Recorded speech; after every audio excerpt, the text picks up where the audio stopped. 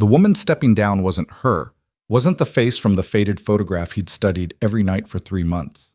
His children pressed against his legs, expectant and trembling with hope, while this stranger with terrified eyes clutched a worn carpet bag like a shield.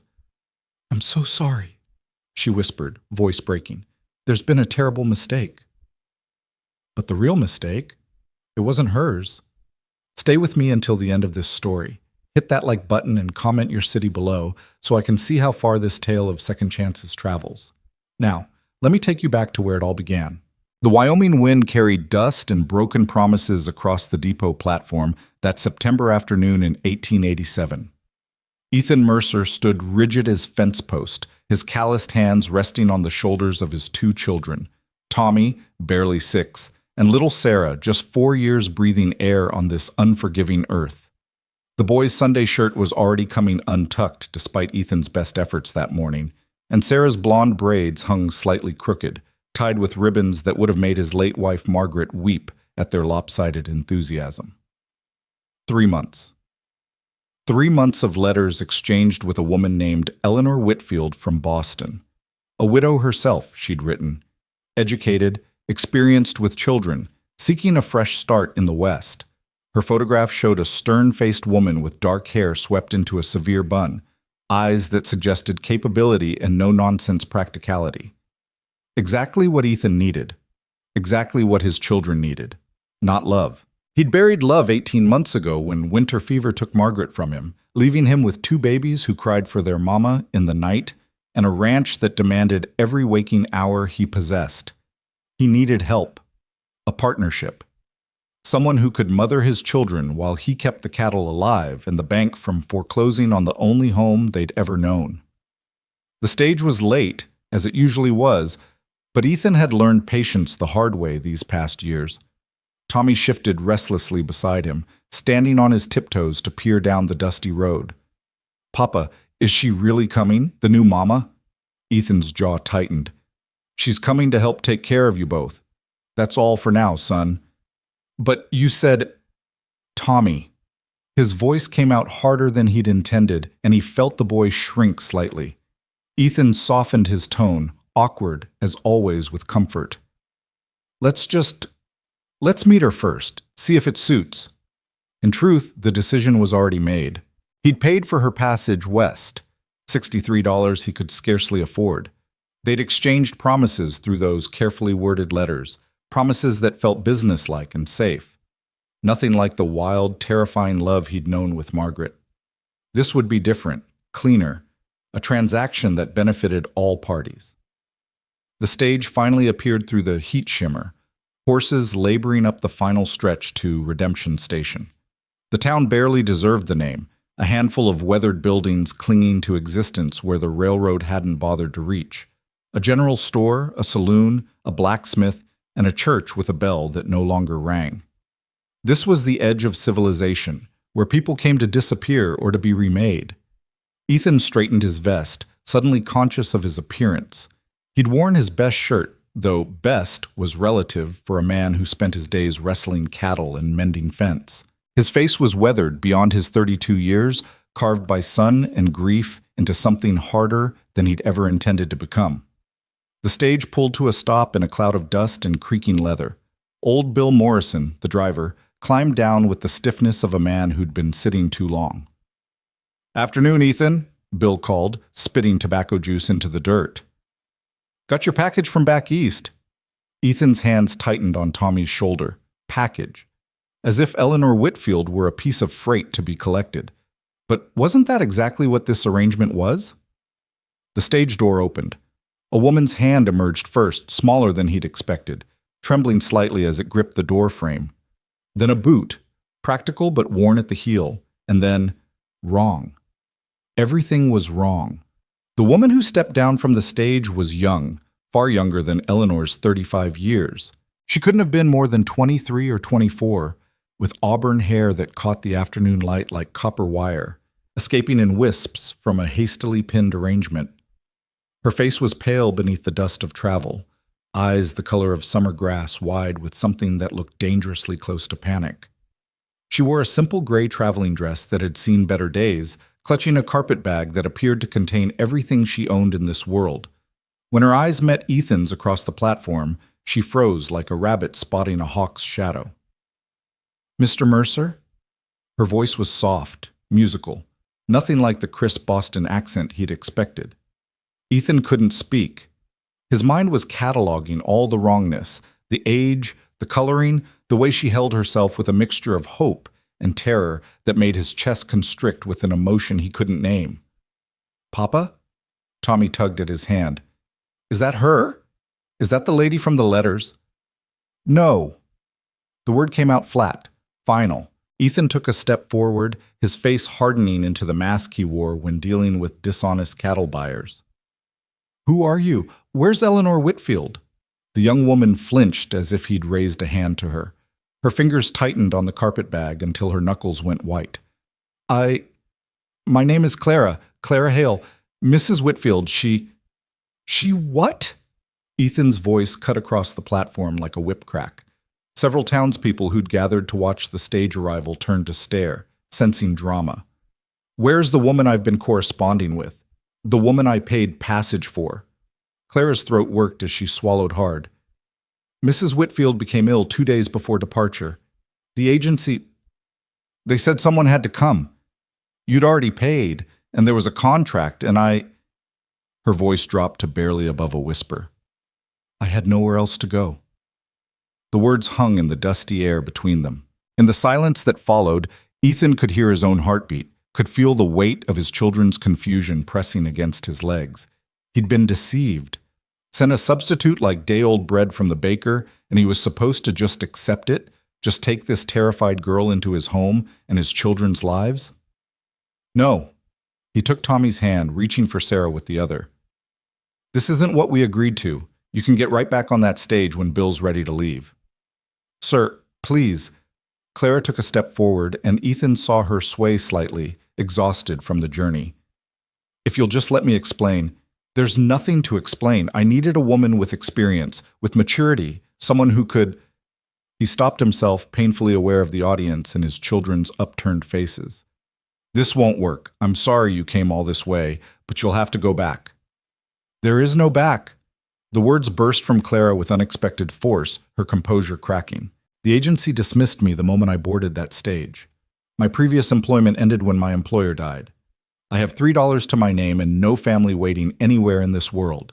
So please, Mr. Mercer, before you turn away, please just..." She didn't get to finish. Sarah, who'd been quietly watching this exchange with wide blue eyes, suddenly pulled free from Ethan's grasp and darted forward. The child's foot caught on an uneven board, and she went down hard, skinning both knees. The wail that followed was pure, terrified pain. Ethan moved, but Clara was faster. She dropped her carpet bag and swept Sarah into her arms in one fluid motion, sinking to her knees on the platform without thought for her own dress. Her hands were gentle but sure as she examined the scrapes, her voice transforming into something soft and soothing. "Oh, sweetheart, I know it hurts. I know. But you're so brave, aren't you? Let's see. Nothing broken, just some scratches. You're a tough little prairie flower, I can tell." Clara pulled a handkerchief from her sleeve, clean despite her travel, and dabbed carefully at the bleeding knees. "When I was your age, I fell out of an apple tree and scraped both knees and my chin. Want to feel the scar?" Through her tears, Sarah nodded. Clara guided the small hand to a faint mark on her jawline, continuing to speak in that low musical voice. "See? All healed up now, just like yours will be. And you know what my mother told me? She said scars are just proof that we're brave enough to fall down and strong enough to get back up." Sarah's crying had diminished to hiccups. She leaned into Clara's shoulder with the complete trust that children offer so easily, so dangerously. "You're pretty," the little girl murmured. "You smell like flowers." "Lavender soap," Clara said softly, meeting Ethan's eyes over Sarah's head. "It's all I have left of... well, it's not important." Tommy had crept closer during this exchange, his young face serious and assessing. "Did you really fall out of a tree?" "I did. I was trying to get the best apples from the very top branch. Pride goes before a fall, as they say."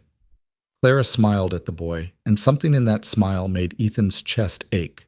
It wasn't forced or calculated. It was genuine warmth offered to a child who'd known too little of it lately. "My mama used to make apple pie," Tommy said quietly, "before she died." The platform went very still. Ethan watched Clara's face carefully, waiting for the pity, the awkward condolences, the way people's eyes would slide away from his children when Margaret's death was mentioned. Instead, Clara nodded gravely, treating the boy's words with the seriousness they deserved. "Then she must have been wonderful. Apple pie is the hardest kind to make well. The crust has to be just right." She paused, considering. "I don't make pie as well as your mama surely did, but I can make apple tarts. Would you like to learn how? If your papa says it's all right, of course." She stood, still holding Sarah easily on her hip, and turned to face Ethan directly. Her chin was up now, that initial terror replaced by something quieter, but no less intense. Determination born of desperation. "Mr. Mercer, I know I'm not what you expected. I know I'm too young and probably too inexperienced for what you need, but I'm a hard worker, and I love children, and I promise you I won't be any trouble. I can cook and clean and mend. I can read and write and do sums. I helped raise my younger siblings before they were gone. I have references from my last position, Mrs. Catherine DeWitt of Philadelphia, though she passed 3 months ago." She shifted Sarah to her other hip, the child clinging to her neck with easy affection. "The contract from the agency guarantees 1 month's trial. That's all I'm asking. 30 days to prove I can help your family. If at the end you still want to send me back, I'll go without complaint. I'll even work for just room and board. You can keep the wages for that first month." Ethan stared at her, his mind churning through calculations and concerns. She was too young, too pretty in a way that would cause talk in a town this size, too fragile-looking to handle the brutal work of frontier life. And most dangerous of all, his children were already looking at her with hope lighting their faces, hope he wasn't sure he could afford to nurture. "Papa, she helped Sarah," Tommy said, slipping his hand into Ethan's. "And she knows about apple tarts." "Tommy, this isn't—" Ethan started, but stopped when he looked down at his son. The boy was pleading with his eyes, and behind him Sarah had her thumb in her mouth, something she only did when seeking comfort, while her other hand tangled in Clara's hair. Bill Morrison cleared his throat. "Ethan, I gotta finish my rote. You want this young lady on the return trip or not? Need to know now." The words were right there, ready to emerge. "Yes, put her back on. This isn't what I agreed to. This isn't safe." Because safety meant control, meant knowing exactly what to expect, meant protecting his heart and his children's hearts from any more breaking. But then Clara shifted, and Sarah's head settled onto her shoulder with perfect trust. And Ethan thought about going back to the ranch tonight. Thought about burning another supper while Tommy tried to comfort his crying sister. Thought about the pile of mending that had grown so high he'd started just throwing away torn shirts. Thought about the bone-deep loneliness of being the only adult in a house that echoed with ghosts. 1 month, he heard himself say, and wasn't sure if the words were a salvation or a mistake. 30 days, like the contract says. Room and board, no wages until we see if this arrangement suits. You sleep in the small room off the kitchen, you take your meals with us, and you help with the children in the house. Nothing more. Relief flooded Clara's face so completely that Ethan had to look away from its intensity. "Thank you, Mr. Mercer.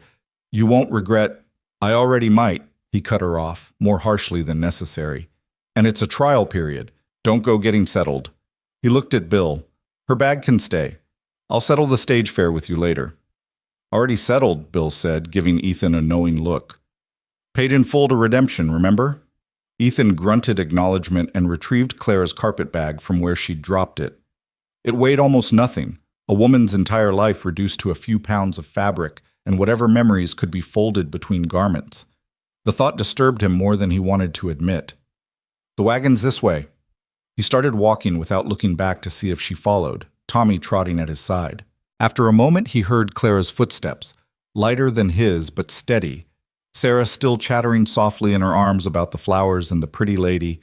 And could she really learn to make tarts? The wagon was nothing fancy, a working ranch vehicle with a bench seat and a bed for hauling supplies.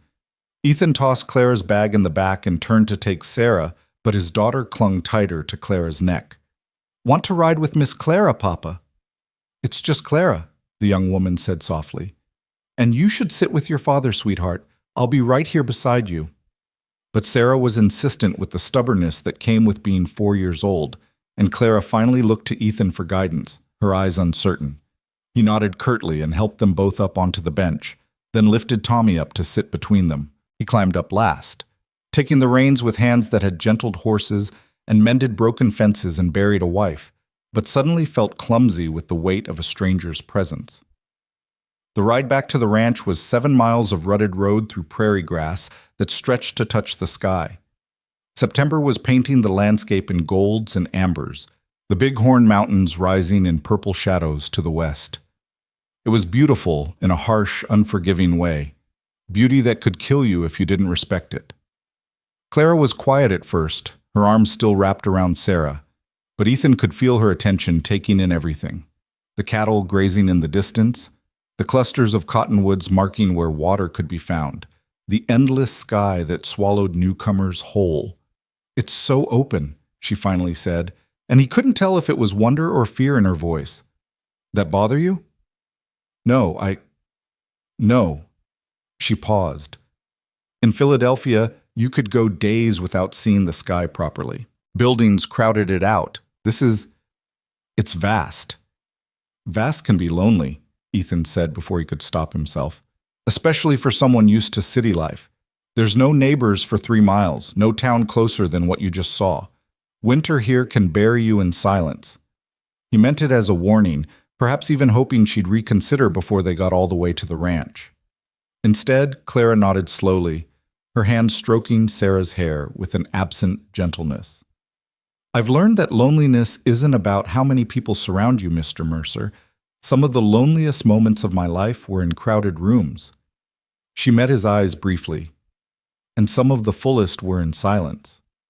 There was a story there, Ethan realized, pain that matched the shadows in her green eyes. But he didn't ask, wouldn't ask, because asking meant caring, and caring meant vulnerability he couldn't afford.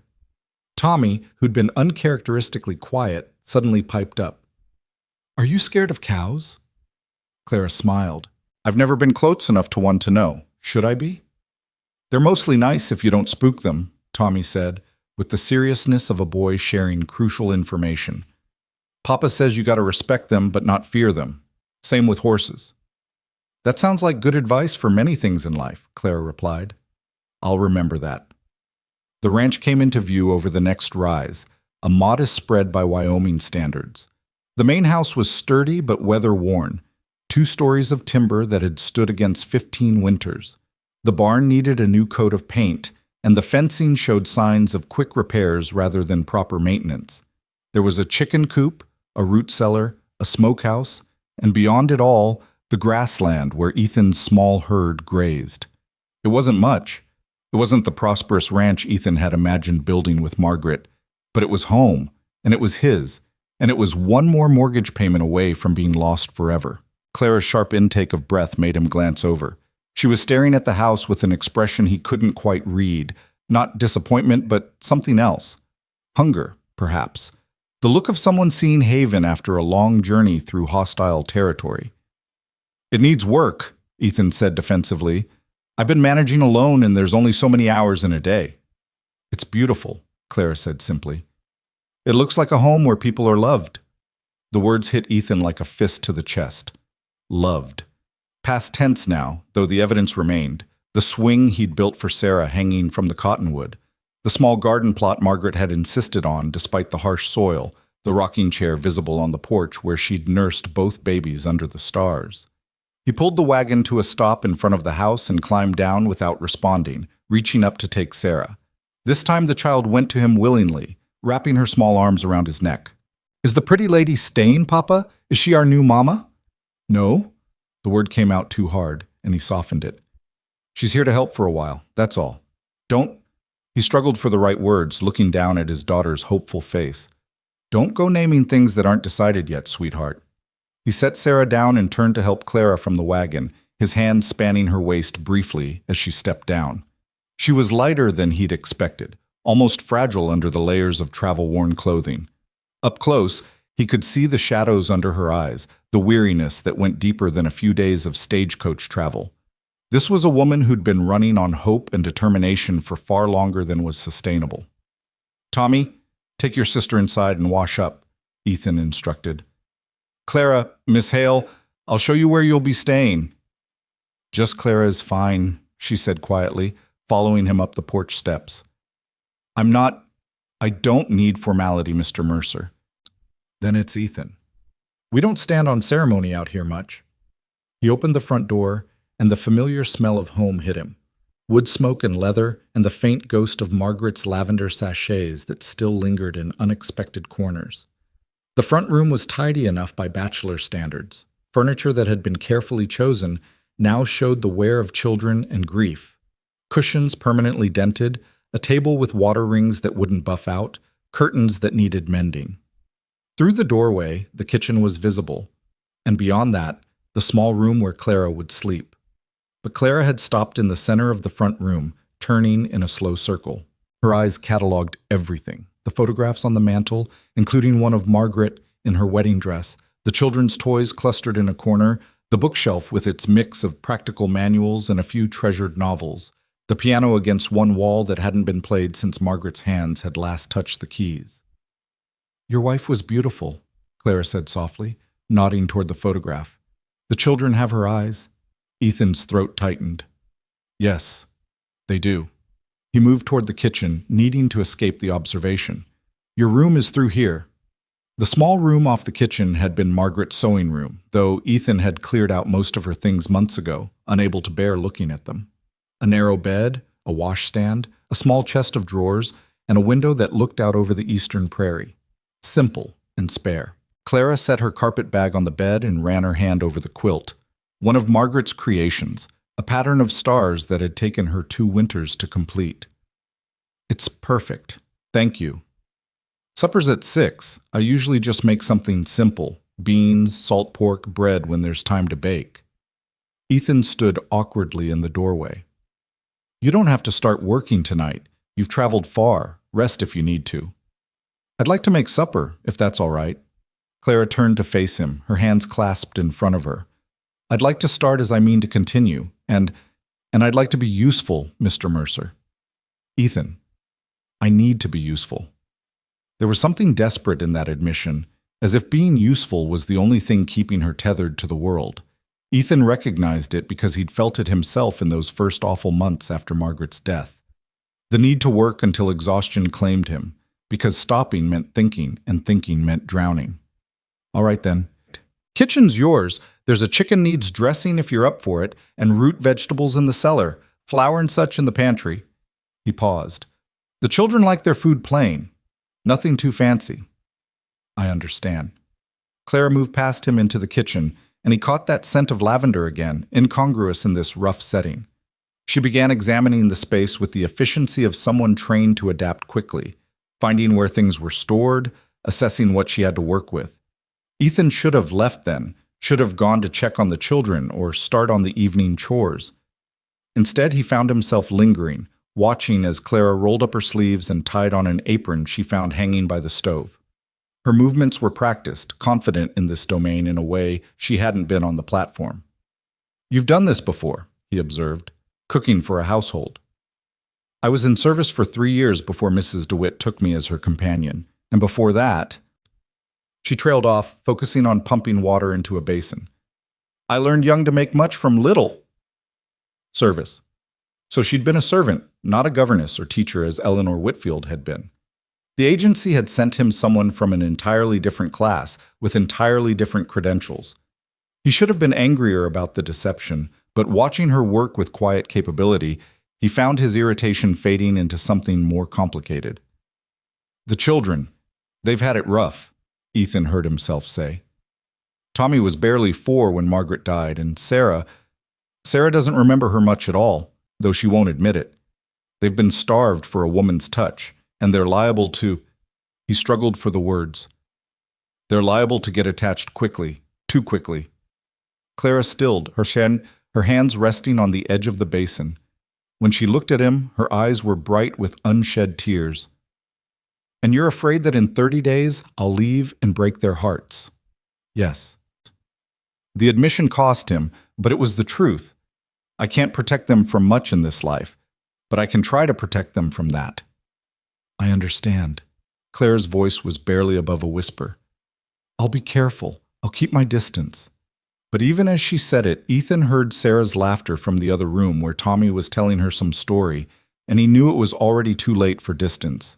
His children were desperately hungry for softness in a world that had offered them little but hardness. Claire Hale could be as careful as she liked, but love, or the child's version of it, didn't respect boundaries. And maybe that was what frightened him most of all. I'll be in the barn if you need anything, he said roughly, retreating before the moment could stretch any thinner. Supper at 6. But he left her there in Margaret's kitchen, a stranger wearing his dead wife's apron, and tried not to think about how right it looked, how easily she'd slipped into the space that had been empty for so long. Outside, the September air was cooling toward evening. Ethan stood on the porch for a moment, hands gripped on the railing, trying to sort through the tangle of emotions in his chest. He'd meant to send her back. Every logical part of his brain had been screaming that she was wrong, too young, too unknown, too dangerous to the fragile equilibrium he'd built. But then Sarah had fallen, and Clara had moved without thinking, and in that moment, Ethan had seen something that terrified and tempted him in equal measure, the possibility of healing. Not replacement, because Margaret could never be replaced. But healing. The slow knitting together of a family that had been torn apart. 1 month, he'd said.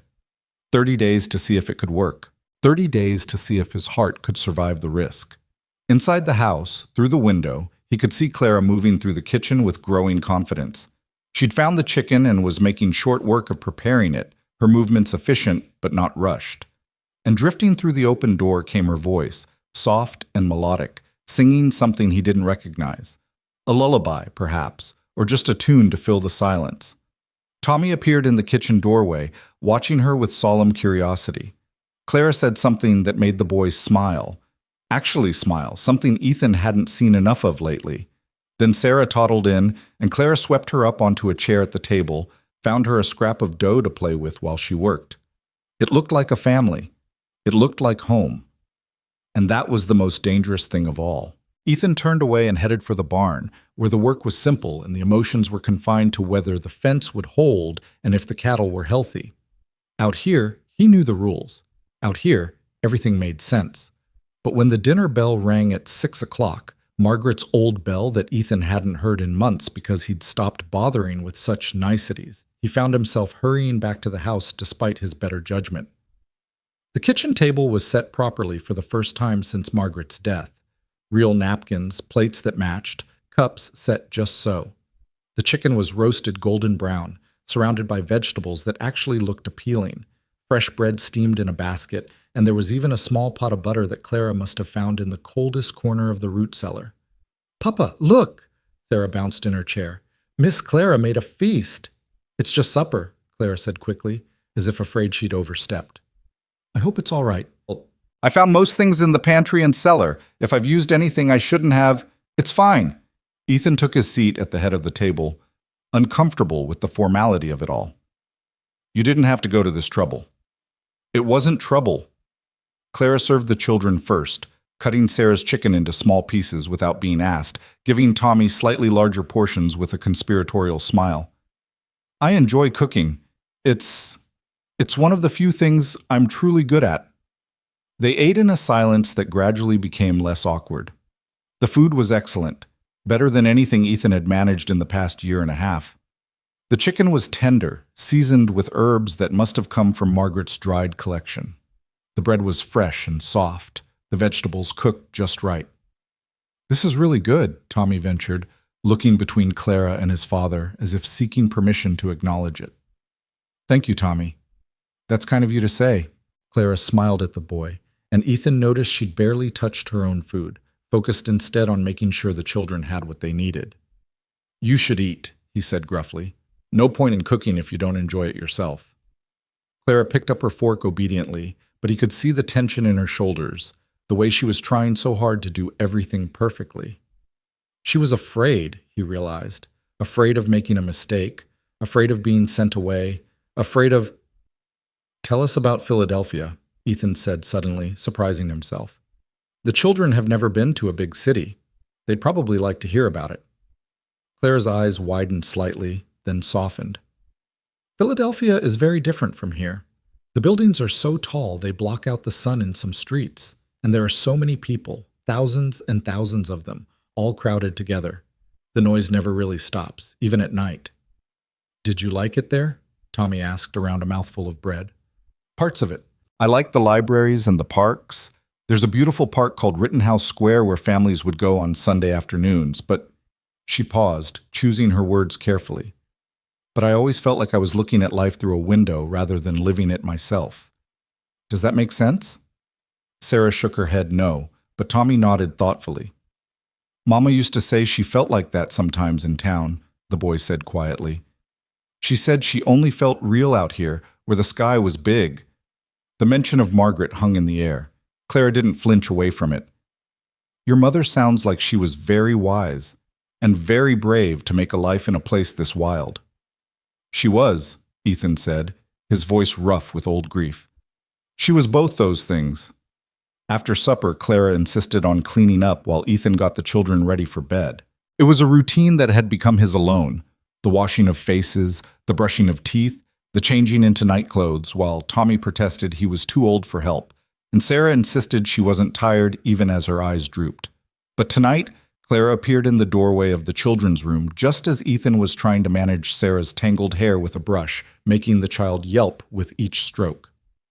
May I? Clara held out her hand for the brush. Ethan surrendered it gratefully, watching as Clara knelt beside the bed and began working through the tangles with a patience and skill he didn't possess. She started at the bottom, working her way up in small sections, talking softly to distract Sarah from any discomfort. You have such beautiful hair, like spun gold. My little sister had hair just like this. I used to braid it every morning before school. Her hands moved with practiced ease. Would you like braids tomorrow? I could teach you a special pattern. Yes, please, Sarah said dreamily, already half asleep under the gentle ministrations. Tommy watched from his bed, his young face unreadable. Finally he spoke. Did you really have a sister? 2 sisters and a brother, Clara said softly, finishing Sarah's hair and tucking the child under her quilts. All younger than me. Where are they now? The question hung heavy in the air. Clara was quiet for a long moment, her hand stilling on Sarah's blanket. Gone. All of them. Scarlet fever 5 years ago. My parents, too. The stark simplicity of it, the absolute finality, made Ethan's chest ache. He'd known she'd mentioned raising siblings, but he hadn't understood the depth of loss she carried. I'm sorry, Tommy said with the grave sincerity of a child who understood death too well. That must have hurt real bad. It did. It still does sometimes. Clara looked up at the boy. But talking about them, remembering the good times, that helps. Would you like to tell me about your mother sometime, when you're ready? Tommy considered this, then nodded slowly. Maybe. Not tonight, though. Whenever you're ready, or never, if you prefer. Either way is all right. Clara stood, smoothing her skirts. Good night, Tommy. Good night, Sarah. Night, Miss Clara, Sarah mumbled, already drifting off. Clara moved past Ethan in the doorway, and he caught her arm gently. Thank you, he said quietly, for being gentle with them. They're easy to be gentle with. They're wonderful children, Ethan. You've done well with them. The praise shouldn't have mattered so much, but it did. Ethan released her arm and stepped back, suddenly aware of how close they were standing in the narrow hallway, how the lamplight caught the copper in her hair.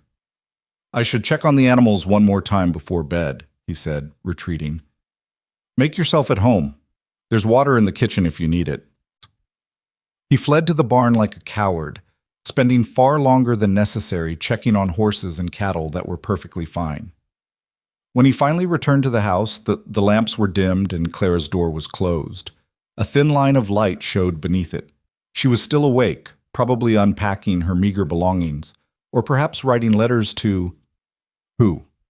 She'd said she had no family, no one waiting for her. The thought of her alone in that small room surrounded by the ghosts of his dead wife's things, should have troubled him. Instead, what troubled him was how easy it had been to have her there, how naturally she'd fit into the rhythms of his household, how right it had felt to have another adult voice in the house, someone to share the weight of the day's end. 30 days, he reminded himself as he lay in his own bed, staring at the ceiling. 30 days to see if this could work, and then he'd decide. But deep in his heart, in a place he wasn't ready to acknowledge, Ethan Mercer suspected the decision was already being made. One gentle moment, one family supper, one act of kindness at a time, and that terrified him more than all the harsh winters and failing cattle and mortgage payments combined.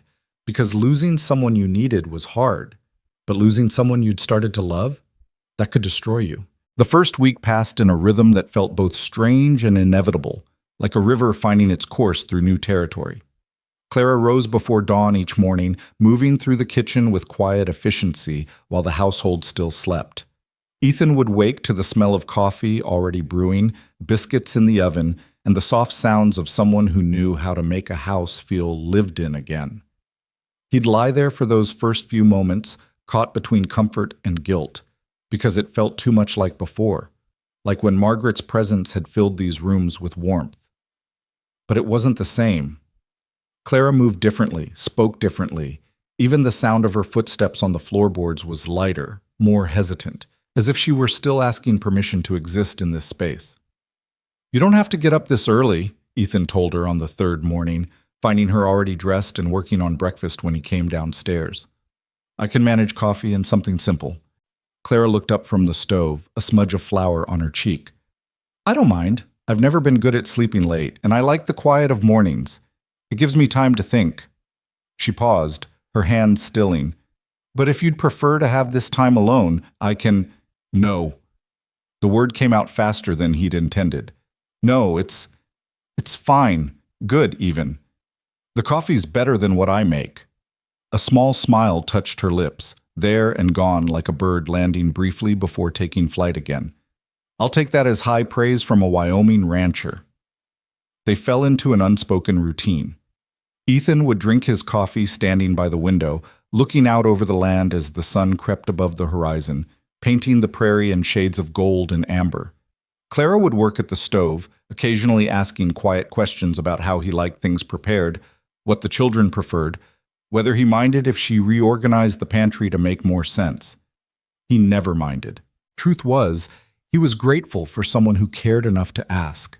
The children bloomed under Clara's attention like drought-starved flowers after rain. Sarah followed her everywhere, a small shadow in braids that Clara wove fresh each morning in patterns that grew increasingly elaborate. Tommy was more cautious, watching Clara with the serious assessment of a boy who'd learned not to trust too easily, but even he began to soften.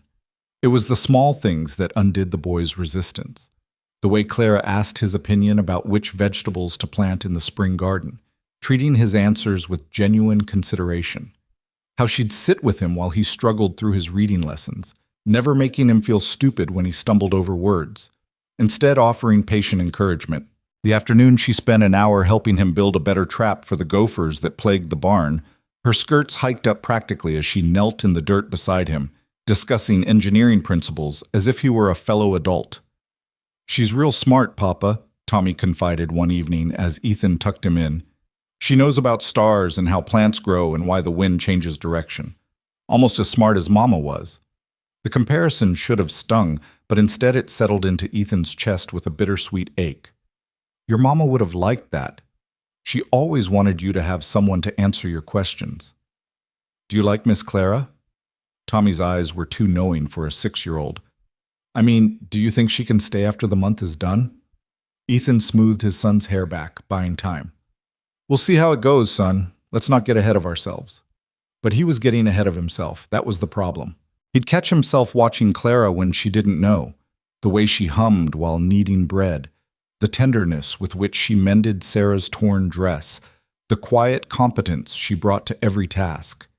She'd transformed the house in ways both visible and not. The windows sparkled, the floors gleamed, curtains that had hung dingy for months were washed and bright again. But more than that, there was life in these rooms. Laughter. The sound of Sarah singing songs Clara had taught her, the smell of fresh bread and simmering stew and possibility. By the second week, the children had stopped calling her Miss Clara, except when Ethan was in earshot. He'd heard Sarah slip and call her Mama once, then quickly correct herself with a guilty glance his direction. Clara had handled it gracefully, kneeling to the child's level. I know you miss your mama, sweetheart. That's good and right. Love doesn't run out just because someone's gone. It stays with us. I'm not here to be your mama. I'm just here to take care of you and love you while I can. Is that all right? Sarah had nodded, throwing her arms around Clara's neck, and Ethan had turned away before they could see the emotion in his eyes. The town noticed the changes too. Mrs. Abernathy from the general store made pointed comments when Ethan came in for supplies, Clara waiting in the wagon with the children. Awful young, isn't she? The older woman said, her eyes sharp with speculation. Not what you advertised for, I heard. She's capable and good with the children, Ethan replied evenly, refusing to be baited. That's what matters. Just seems to me a pretty young thing like that, living out at your ranch with no chaperone. Well, people talk, Ethan Mercer. You know they do. Let them talk. He gathered his purchases and tipped his hat. Good day, Mrs. Abernathy. But the encounter left him uneasy. He hadn't considered how it would look to others. A widower with a young woman living under his roof. In the city, perhaps it wouldn't have mattered, but out here where everyone knew everyone's business and reputations could be destroyed by whispers. That evening, after the children were asleep, he found Clara in the kitchen finishing the last of the dishes. She looked tired, the kind of bone-deep weariness that came from trying too hard, caring too much. You should sit down, he said. You've been going since before dawn. I'm almost done. She dried the last plate and set it carefully in the cupboard, then turned to face him. Was there something you needed? Yes, he thought. I need to know why you're here. I need to know what you're running from. I need to know if I can trust this fragile peace we've built. Instead, he said, we need to talk about the arrangement, about expectations. Something flickered in her eyes. Fear, he thought, or maybe resignation. She nodded and moved to the table, sitting with her hands folded in her lap like a schoolgirl awaiting judgment. Ethan took the seat across from her, suddenly aware of how small the kitchen felt with just the two of them, the lamp casting shadows that made the moment feel more intimate than he'd intended. You've done good work here, he started. Better than I expected. The children are happy, the house runs smoother than it has in a long time. But, Clara's voice was quiet, braced for the blow. But people in town are starting to talk about you being here, about what it looks like. He ran a hand through his hair, frustrated. I should have thought about that before I let you stay. Your reputation, I have no reputation to protect. The words were flat, final. No family to be shamed, no social standing to maintain. If people want to talk, let them. It doesn't matter to me. It should matter. A young woman's reputation is nothing without the woman herself. Clara leaned forward, and in the lamplight, her eyes blazed with something fierce and unexpected. I've learned that the hard way, Mr. Mercer. Ethan, I've been proper and respectable and done everything right, and where did it get me? Alone with nothing, sent west like unwanted freight. She stood abruptly, pacing to the window. If staying here means people talk, so be it. I'd rather have purpose and gossip than propriety and starvation. The vehemence in her words told him there was a deeper story there, wounds that hadn't healed. Ethan studied her profile in the window's reflection, the set of her shoulders, the way her hands gripped the windowsill. What happened to you? He asked quietly. In Philadelphia, before this. What are you running from? For a long moment she didn't answer. Then, so softly he almost missed it. I'm not running from something. I'm running toward this possibility of something different, something real. She turned to face him, and he saw tears threatening at the corners of her eyes, though she held them back through sheer will. Mrs. DeWitt was kind to me. She took me in when the family I served dismissed me after. She paused, swallowing hard. After the son of the house decided I was fair game for his attentions. They blamed me, of course. It's always the girl's fault. Anger rose sharp and sudden in Ethan's chest. Did he? No, I fought him off, and the resulting scene was loud enough that his mother heard, but I was still the one turned out. Clara's laugh was bitter. Mrs. DeWitt gave me refuge, companionship, even genuine affection. But when she died, her nephew inherited everything and made it clear my services were no longer needed. I had 3 days to vacate. And the agency? Was my only option. They said they had a placement, a widower with children who needed a mature, experienced woman to manage his household. Eleanor Whitfield seemed perfect for it. Clara's voice dropped. But Mrs. Whitfield took ill, and the agency had already spent your money, and I was desperate enough to accept when they offered me the position instead. They told me not to mention the switch. They said you'd accept me once you saw I could do the work. They lied to both of us then. Yes. She met his eyes directly. I'm sorry I was party to that deception, even unknowingly. If you want me to leave because of it, I'll understand. But please believe me when I say I came here with honest intentions. I just wanted a chance, a place to belong. The rawness of that last admission hung between them. Ethan thought about his own loneliness, his own desperate need for help that had driven him to advertise for a stranger. They'd both been deceived, but they'd also both been desperate. Maybe that made them even. I don't want you to leave, he heard himself say. Not unless you want to. But we need to be clear about what this is. You're the housekeeper and caretaker for the children, nothing more. That's what I'll tell anyone who asks, and that's the truth of it. Of course. Clara nodded quickly. I would never presume. And after the 30 days, if this arrangement suits us both, we'll discuss terms, proper wages, a formal contract, something that protects you as well as me. Surprise softened her features. You do that? Even with people talking? Let them talk. Like you said, reputation means nothing if we're doing right by each other and the children. He stood, suddenly needing distance from the intensity of the moment. It's late. You should get some rest. Ethan? She stopped him at the doorway. Thank you for listening, for not judging.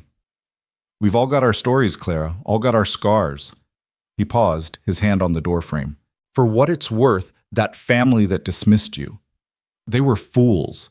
Any man who'd force himself on a woman in his employ isn't fit to be called a man. And any family that would blame you for defending yourself doesn't deserve your service. The tears she'd been holding back finally spilled over, silent tracks down her cheeks. I've never told anyone that before. Not the whole truth of it. Then I'm honored you trusted me with it.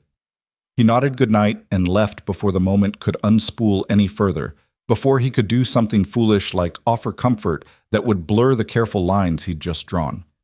But that night, lying in bed, Ethan found himself thinking not about Margaret for the first time in months, but about a young woman with green eyes and copper hair who'd been dealt cruelty and responded with gentleness, who'd lost everything and still found ways to give, who made his children laugh and his house feel like a home again. Dangerous thoughts for a man who'd sworn never to risk his heart again. The third week brought the first real test of their arrangement. Sarah woke in the night with a fever, her small body burning with heat, her cries bringing both Ethan and Clara running. They met in the hallway outside the children's room, Clara in her nightgown with a shawl thrown over her shoulders, Ethan in hastily pulled-on trousers and an unbuttoned shirt. It's Sarah, Clara said unnecessarily, already moving into the room. She's burning up. The sight of his daughter's flushed face, the sound of her labored breathing, sent ice through Ethan's veins. This was how it had started with Margaret, the fever, the cough, the terrible swift decline. I'll ride for the doctor, he said, already turning. Ethan, wait. Clara's hand on his arm stopped him. It's a 3-hour ride to town and back in the dark. She needs care now. Her voice was calm, steady, when his was threatening to fracture. I've nursed fever before. Let me try to bring it down while you wake Tommy and keep him calm. If she's not better by dawn, then you ride for the doctor. Every instinct screamed to leave immediately, to fetch help, to do something. But Clara was right. Riding in the dark over rough terrain would take hours, and what could the doctor do that they couldn't? Margaret had had the doctor, and it hadn't saved her. Tell me what you need, he managed. Cool water, clean cloths, and willow bark if you have it, and pray she's strong enough to fight this. They worked through the night in tense coordination. Clara sponged Sarah's burning skin with cool water, speaking softly to the child when she cried out in her fever dreams. Ethan held his daughter when the chills came, wrapping her in blankets while her small body shook, helpless against the terror of watching another person he loved suffer. Tommy woke sometime after midnight and stood in the doorway, his face pale with remembered fear. "Is Sarah going to die like Mama did?" "No," Clara answered before Ethan could speak, her voice fierce with certainty she probably didn't feel.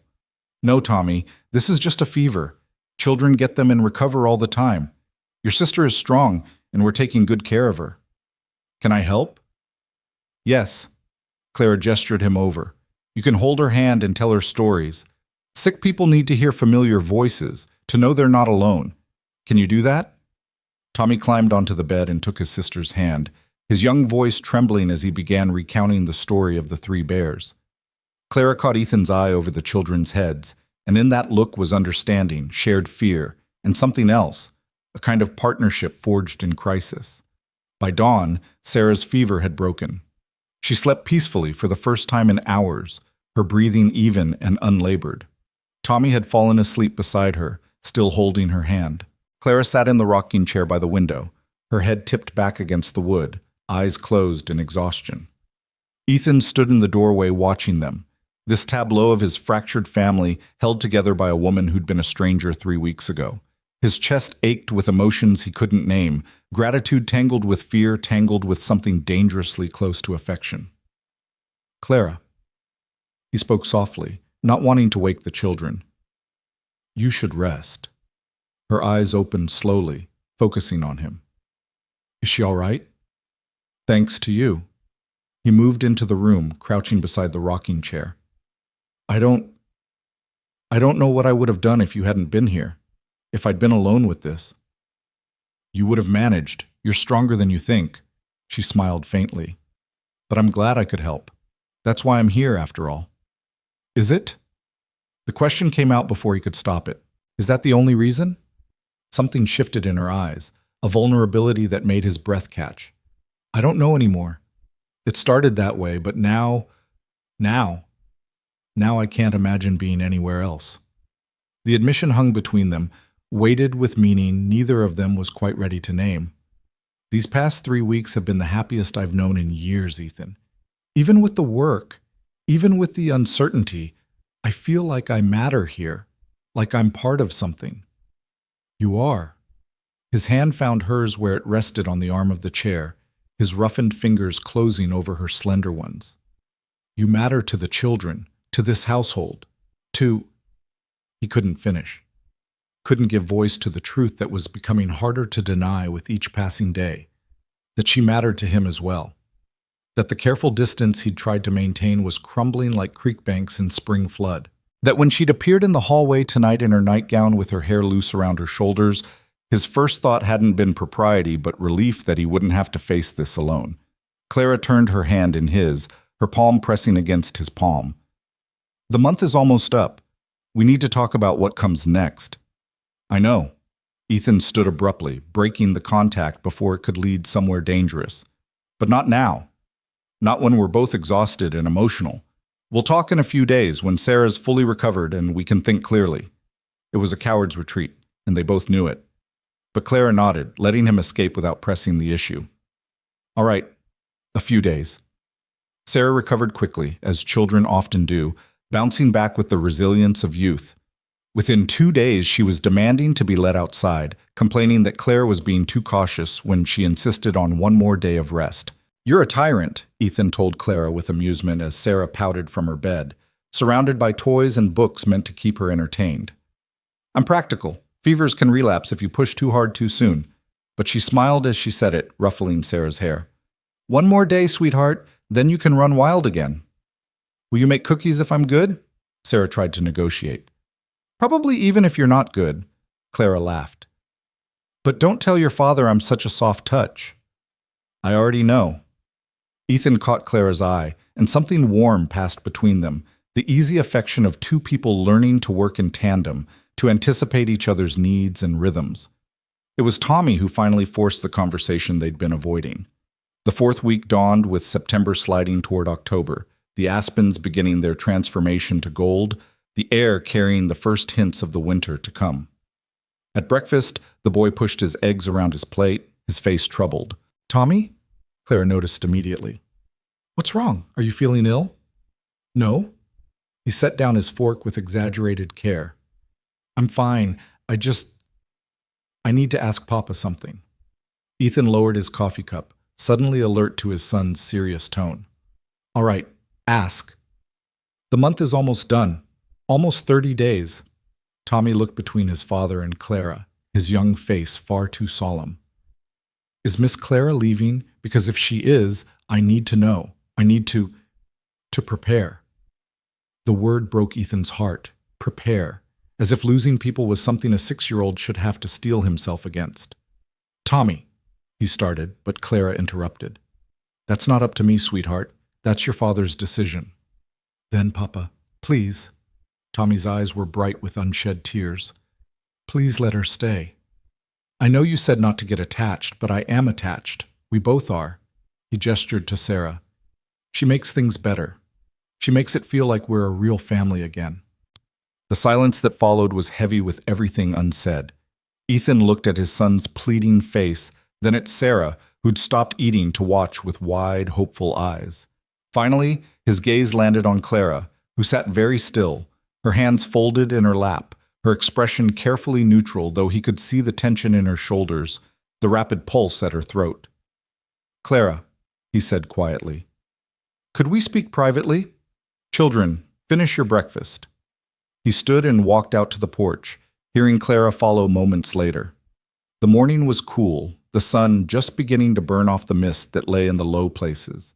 His land stretched out before him, the pastures, the creek line marked by cottonwoods, the mountains beyond painted in morning light. "I'm sorry," Clara said behind him. "I tried to keep them from getting too attached, but it's not your fault."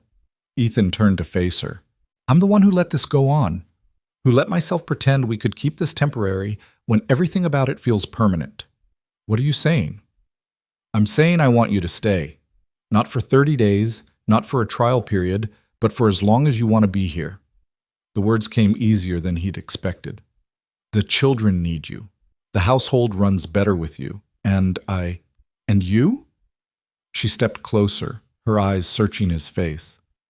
"I've gotten used to having you here, to morning coffee and someone to talk to at day's end, to not being alone with all of it." He struggled for honesty. "I can't offer you what I offered Margaret. I can't promise that my heart isn't too damaged to love again properly. But I can offer you a home, fair wages, respect, and a place in this family." Clara's eyes glistened with tears. "That's more than I ever hoped for, more than I deserve." "That's not true." He reached out, tucking a strand of hair behind her ear in a gesture that felt both familiar and terrifying. "You deserve so much more than what life's given you. But if you'll settle for this, for us, I'll do my best to make sure you never regret it." "I won't regret it." She caught his hand as he withdrew it, holding it between both of hers. "I promise you that, Ethan. This is exactly where I want to be." They stood there on the porch as the sun climbed higher, hands clasped, an understanding passing between them that was more than employer and employee, not quite husband and wife, but something in between, a partnership forged from shared need and growing affection. "We should tell the children," Clara said finally. "Yes." But neither of them moved, caught in the moment's fragile peace.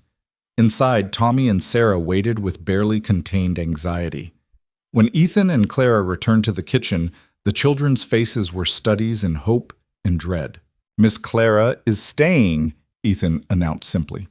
"Permanently, if she wants." The joy that erupted was pure and unrestrained. Sarah shrieked and launched herself at Clara, who caught her with a laugh. Tommy's smile split his face wide open, years of worry momentarily erased. "Really? Forever and ever?" Sarah demanded. "For as long as forever lasts," Clara confirmed, pressing kisses to the girl's hair. Tommy approached more slowly, stopping in front of his father. "Are you happy about it too, Papa? Not just doing it for us?" The question was too perceptive, too knowing. Ethan knelt to his son's level. "I'm happy about it. Miss Clara, she's made things better for all of us, including me. Good. Tommy threw his arms around Ethan's neck in a rare display of affection. I was scared you'd send her away because you're still sad about Mama. I'll always miss your Mama, Ethan said carefully. But being sad doesn't mean we can't also be happy. Your Mama would want us to be happy, to have help and laughter in this house. She'd like Miss Clara. I think so too, Tommy agreed seriously. She makes you smile more. Did she? Ethan hadn't noticed, but perhaps it was true. Perhaps the weight he'd carried for so long had lightened incrementally, one small kindness at a time, until he could breathe easier. That night, after the children were asleep and the house was quiet, Ethan found Clara on the porch again, wrapped in a shawl against the evening chill, staring up at the stars. Couldn't sleep? He asked, joining her. Too much running through my mind. She glanced at him. I keep waiting to wake up and find this was all a dream, that I'm still in Philadelphia with nowhere to go and no future. It's real. He leaned against the railing beside her, their shoulders almost touching. You're here, and you're staying, and tomorrow you'll wake up in that small room off the kitchen to make coffee before dawn. She laughed softly. When you put it like that, it sounds terribly ordinary. Maybe that's what makes it extraordinary. The ordinary moments, the daily rhythms. I spent so long just surviving, I forgot what it was like to actually live. He paused. You reminded me. You gave me a reason to live again, Clara countered. Fair trade, I'd say. They stood in comfortable silence, watching the stars wheel overhead, the prairie settling into its nighttime sounds around them. Somewhere an owl called. The horses nickered softly in the barn. The wind moved through the grass with a whisper, like secrets being shared. Clara? Ethan's voice was quiet. What do you want? Not what you think I want to hear, not what's proper or expected. What do you actually want from this life? She considered the question seriously. I want to matter. I want to wake up each day knowing my presence makes a difference to someone. I want to belong somewhere so completely that leaving would tear me apart. She turned to look at him directly. I want what I'm starting to have here, purpose, connection, maybe even love someday, though I know that's not what you're offering. Not yet, he heard himself say, but maybe someday, if my heart remembers how. Her smile was soft in the starlight. I can wait for someday, Ethan Mercer. I'm good at waiting. They went inside together, parting at their separate doors with quiet goodnights. But something had shifted between them. The careful distance was narrowing. The walls were coming down brick by brick. And in her small room off the kitchen, Clara lay awake counting her blessings instead of her losses for the first time in years.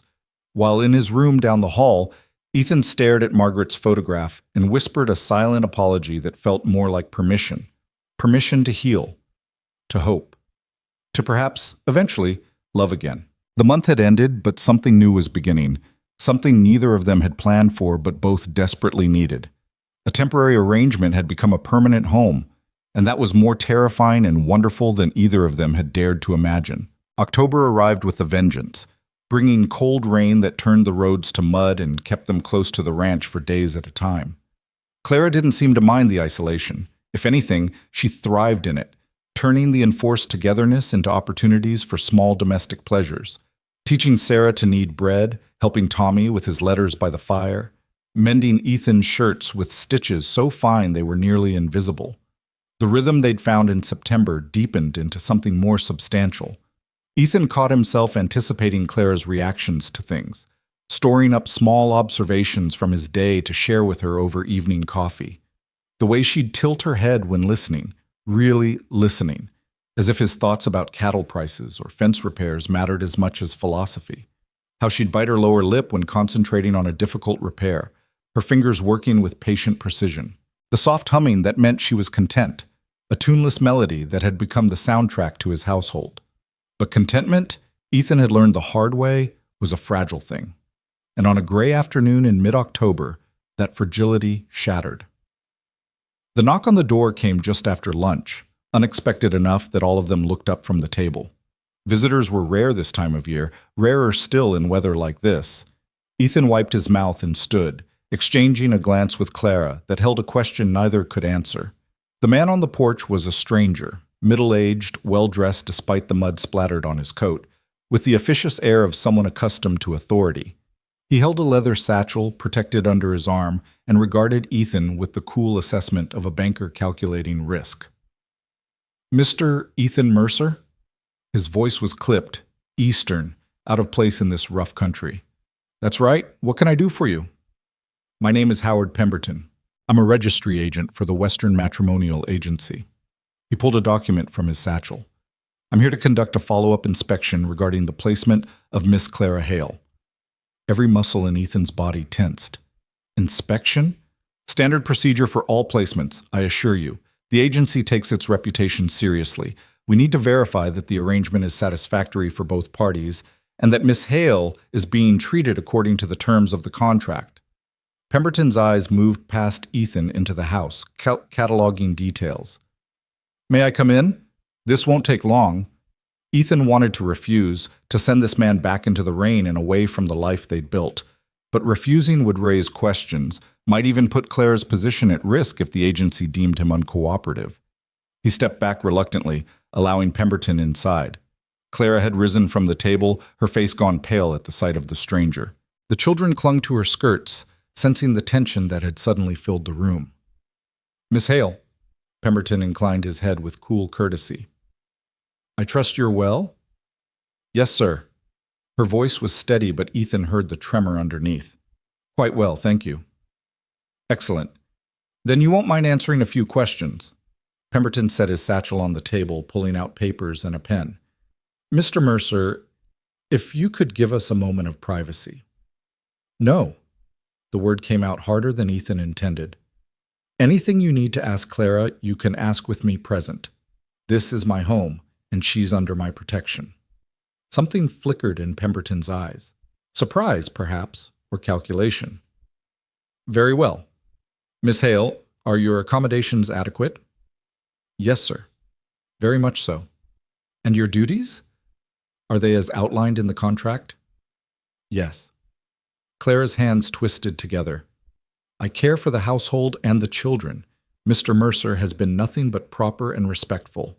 Pemberton made notes, his pen scratching loudly in the quiet room. "I see. And the compensation?" "Fair and timely," Clara said before Ethan could speak. "I have no complaints whatsoever." More scratching of pen on paper. Then Pemberton looked up, his gaze moving between them with an intensity that made Ethan's skin prickle. "Miss Hale, I must ask, and please understand this is purely procedural, has Mr. Mercer made any improper advances? Any suggestions of arrangement beyond what was contracted?" Clara's face flushed crimson. "Absolutely not. Mr. Mercer has been a perfect gentleman." "I see." Pemberton set down his pen, his expression shifting to something that looked almost sympathetic. "Miss Hale, I'm afraid I must share some information with you. Information that came to light during our routine background verification."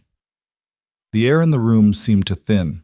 Ethan watched Clara's face drain of color, watched her hands grip the edge of the table as if it were the only thing keeping her upright. "What information?" Her voice was barely a whisper.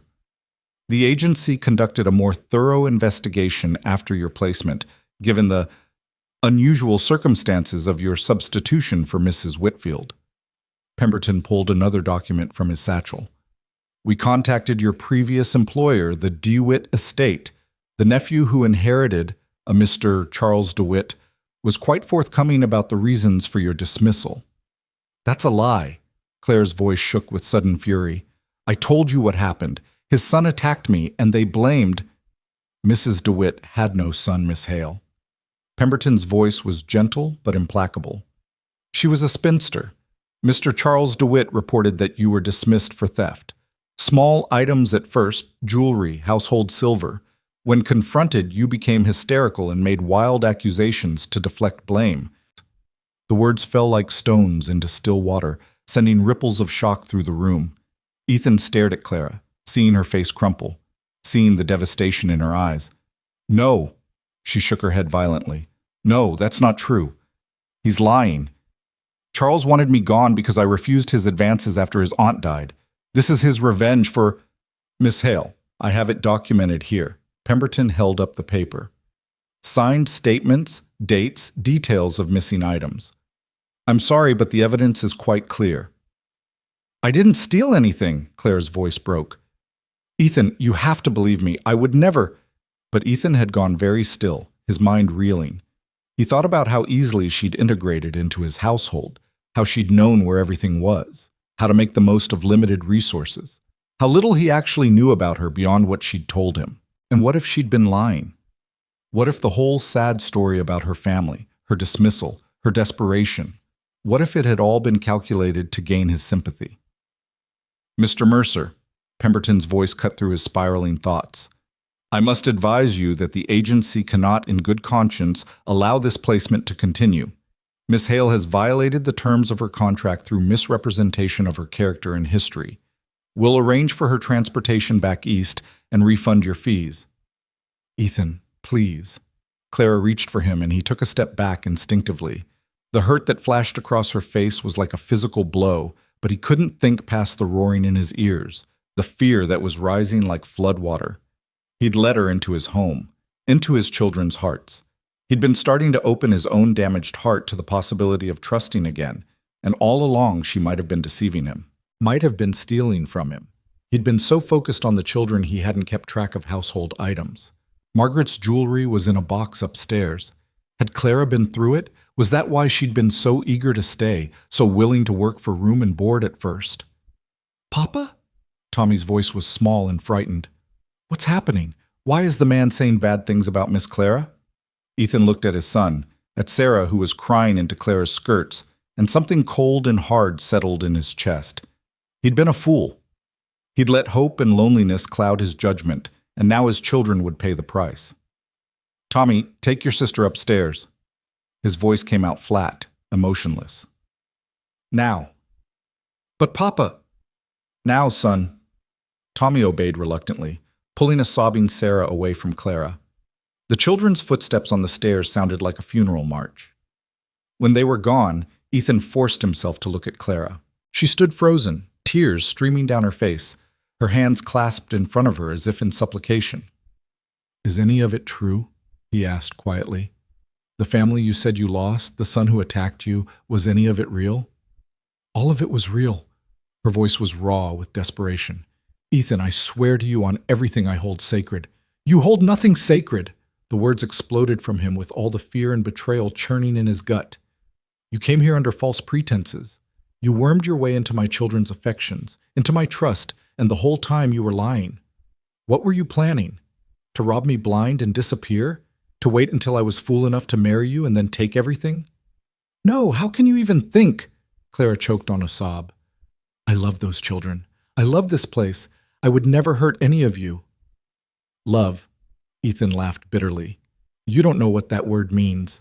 Love is truth, Clara. It's trust, and you've given me neither. Mr. Mercer, I understand you're upset.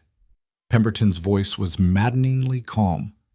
But I must insist that Miss Hale vacate the premises immediately. Her continued presence here could compromise your reputation, and she'll be gone by morning. Ethan cut him off, unable to look at Clara's stricken face any longer. I'll take her into town myself, make sure she gets on the stage. You can send your refund to my account. Ethan, please, Clara's voice was breaking. Just let me explain. Let me prove. There's nothing to prove. He forced the words past the constriction in his throat. I trusted you. I let you into my children's lives. That was my mistake, and I'll own it. But I won't compound it by giving you another chance to deceive us. He turned away, unable to bear the devastation in her eyes, the way her whole body seemed to be collapsing inward. Behind him, he heard Pemberton gathering his papers, heard Clara's ragged breathing. I'll return tomorrow to escort Miss Hale to town, Pemberton said. Unless you'd prefer I take her now. Tomorrow. Ethan's hands gripped the back of a chair until his knuckles went white. Give her tonight to gather her things. Very well. Good day, Mr. Mercer. I'm sorry this didn't work out as planned. The door closed behind Pemberton, leaving them alone in the terrible silence. Ethan couldn't move, couldn't turn around, couldn't face what he'd just done. I didn't steal anything. Clara's voice was barely audible. And I didn't lie about my family or what happened to me. Charles DeWitt is a cruel man who wanted something I wouldn't give, and this is his revenge.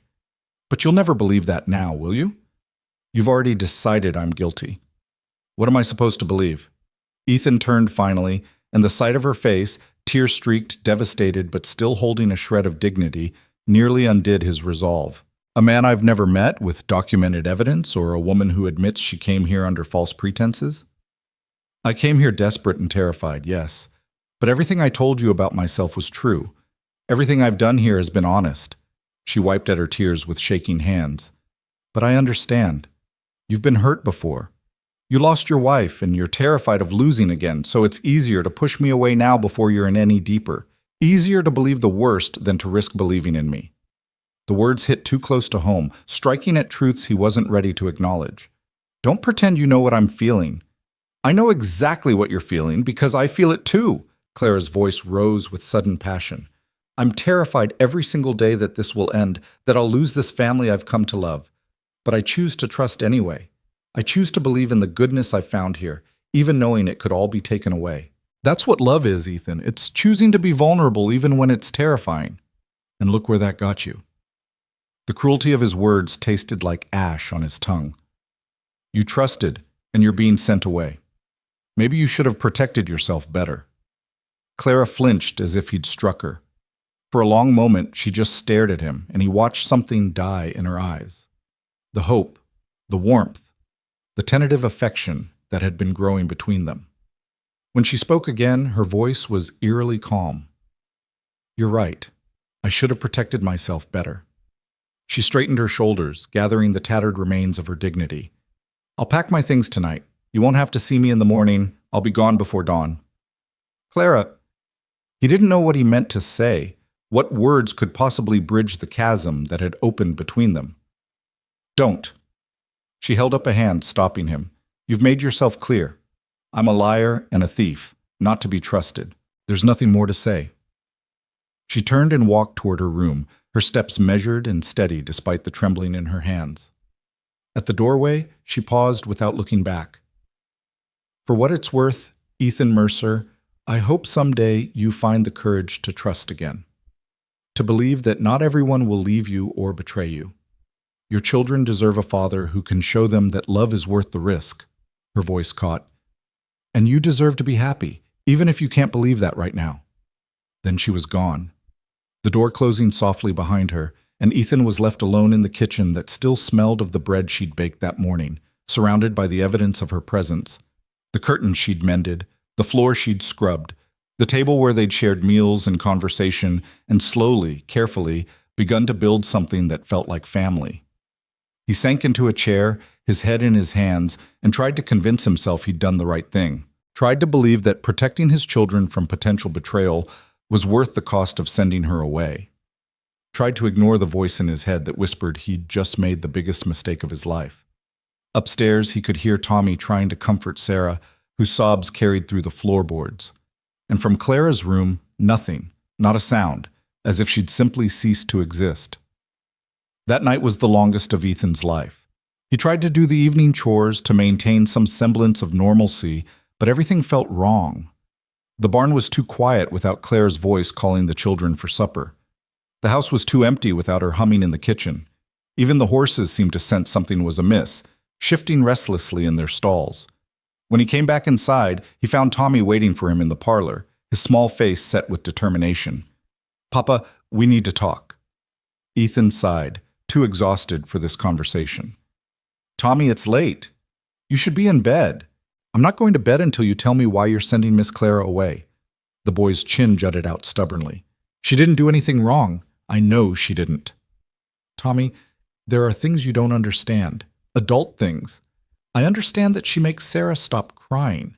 I understand that she helped me with my reading when you were too busy. I understand that she sat up all night when Sarah had the fever and you were scared." Tommy's voice cracked. "I understand that she loves us, Papa, and I think you love her too, even if you're too scared to admit it." "That's enough." Ethan's voice came out harsher than he intended. "You're a child. You don't know what you're talking about." "I know what Mama would say." Tommy's eyes filled with tears. "She'd say you're being a coward.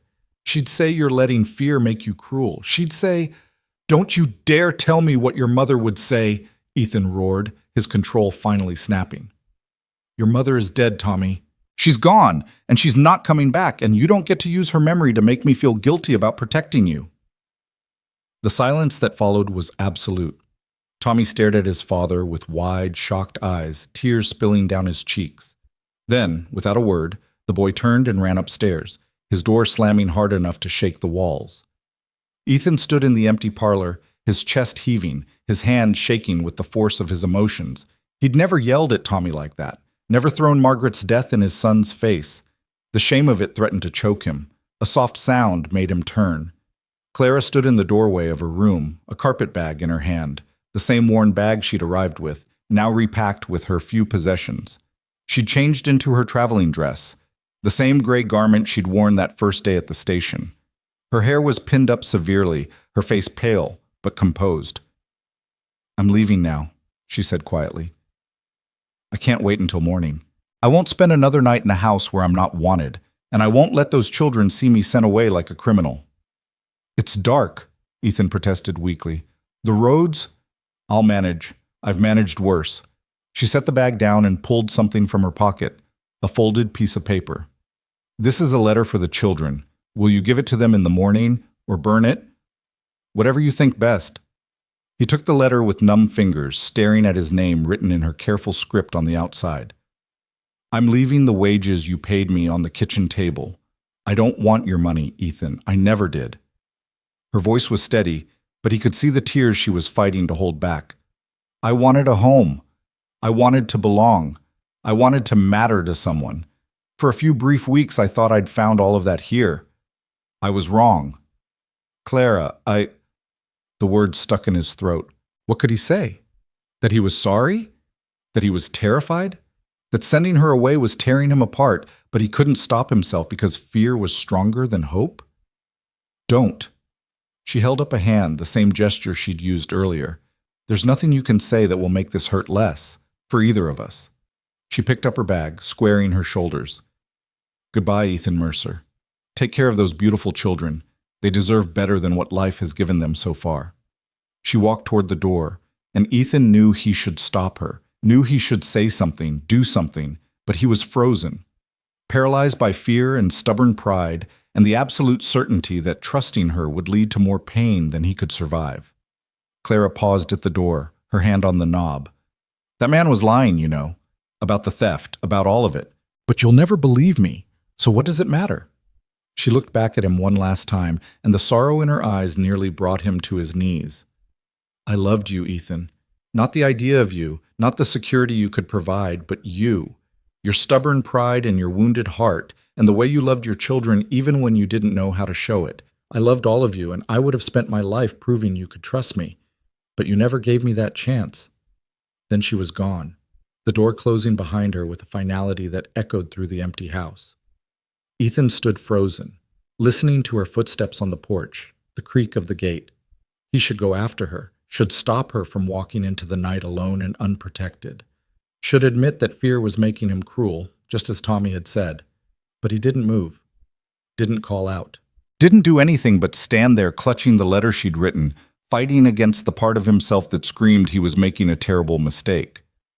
It wasn't until he heard the gate close that he finally moved, lurching to the window in time to see her small figure disappearing into the darkness, the carpet bag hanging from one hand, her other hand raised to wipe at her face. And then she was gone, swallowed by the night and the rain, and all that remained was the terrible, suffocating silence. Ethan sank to the floor, the letter crumpling in his fist, and finally allowed himself to feel the full weight of what he'd done. He'd sent away the best thing that had happened to his family in 2 years. He'd let fear and suspicion destroy something precious and rare. He'd chosen safety over hope, loneliness over love, and in doing so, he'd hurt everyone he cared about, including himself most of all. The letter in his hand seemed to burn against his palm. With shaking fingers, he unfolded it, his eyes scanning the words written in Clara's careful hand. "My dearest Tommy and Sarah, by the time you read this, I'll be gone. Your father will tell you why, and he'll be right to send me away if he truly believes I'm not who I said I was. A father's first duty is to protect his children, and he's doing what he thinks is best. I want you to know that the time I spent with you was the happiest of my life. Tommy, your curiosity and brave heart remind me so much of my brother. Never stop asking questions. Never stop looking for truth in a world that often settles for easy answers. Sarah, my sweet girl, your laughter could light up the darkest days. Keep that joy inside you always. And don't be afraid to love freely, even when love sometimes hurts. I'm sorry I couldn't stay to watch you grow. Sorry I won't be there for first days of school and lost teeth and all the small moments that make a childhood. But I'll carry you both in my heart wherever I go, and I'll remember how it felt to be part of a family again, even briefly. Take care of your father. He loves you more than anything in this world, even when his fear makes him seem hard. Be patient with him. He's learning to live again after losing your mother, and that's the bravest thing anyone can do. All my love, forever, Clara. P.S. Tommy, the books in my room are for you. Read them and remember me. Sarah, I left the ribbons I used for your hair. May they always remind you that you're beautiful and loved. The words blurred as Ethan's eyes filled with tears. This wasn't the letter of a thief or a liar. This was the letter of a woman who genuinely loved his children, who'd understood them and cared for them and wanted only their happiness even as she left. And he'd sent her away into the night, alone, unprotected, with nothing but a worn carpet bag and a broken heart. What had he done? The question echoed through the empty house, unanswered and unanswerable, as the rain continued to fall and the darkness pressed in from all sides, heavier than it had ever been before. Ethan didn't sleep that night. He sat in the parlor as the hours crawled past, Clara's letter clutched in his hand, his mind replaying every moment since Pemberton's arrival. Every word spoken, every accusation made, every terrible thing he'd said to the woman who'd brought light back into his broken home. Dawn came gray and cold, the rain finally slowing to a dispirited drizzle. Ethan heard small footsteps on the stairs and looked up to find both children standing in the doorway, their faces pinched with worry and exhaustion. Neither had slept either, by the looks of them. Is she gone? Tommy's voice was flat, already knowing the answer. Yes. The words scraped Ethan's throat raw. Sarah's lower lip trembled. Forever? I don't know, baby girl. Ethan held out his arms, and both children came to him, climbing into his lap like they hadn't done in months. They were getting too big for this, long-limbed and awkward in their grief, but he held them anyway, breathing in the scent of their hair and trying to find words that would make this right. Why did you make her leave? Tommy demanded, his voice muffled against Ethan's chest. What did that man say that made you so angry? Ethan had been dreading this question. How did you explain adult betrayals to children? How did you make them understand suspicion and fear when all they'd known from Clara was kindness? He said Clara lied to us, that she was dismissed from her last position for stealing, not for the reason she told us. Even saying it out loud made Ethan feel sick. He had papers, documentation. Did you ask Clara if it was true? Tommy pulled back to look at his father directly. Did you let her explain? She said the man was lying, but you didn't believe her. Tommy's voice carried an edge of disappointment that cut deeper than anger could have. You believed a stranger instead of someone who's taken care of us for weeks, someone who loved us. It's not that simple, son. I have to protect you both. If there was even a chance she was lying, that she might hurt you. She already hurt us. Sarah's voice rose to a wail. She hurt us by leaving. You made her go away, and now my heart hurts, Papa. The simple, devastating truth of it knocked the breath from Ethan's lungs.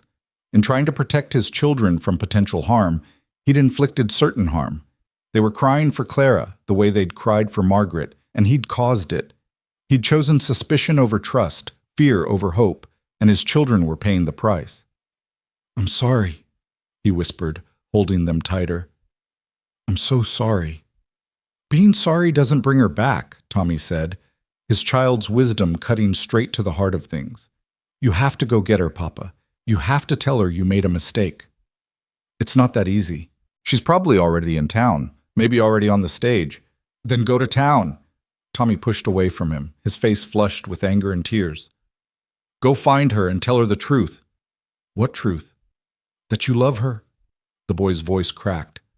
That you're scared because Mama died, and you think everyone you love will leave. That you pushed Clara away because it hurt less than waiting for her to leave on her own. Tell her the truth, Papa, before it's too late. Ethan stared at his 6-year-old son, stunned by the accuracy of the observation. When had Tommy grown so perceptive? When had he learned to see past his father's defenses to the wounded heart beneath?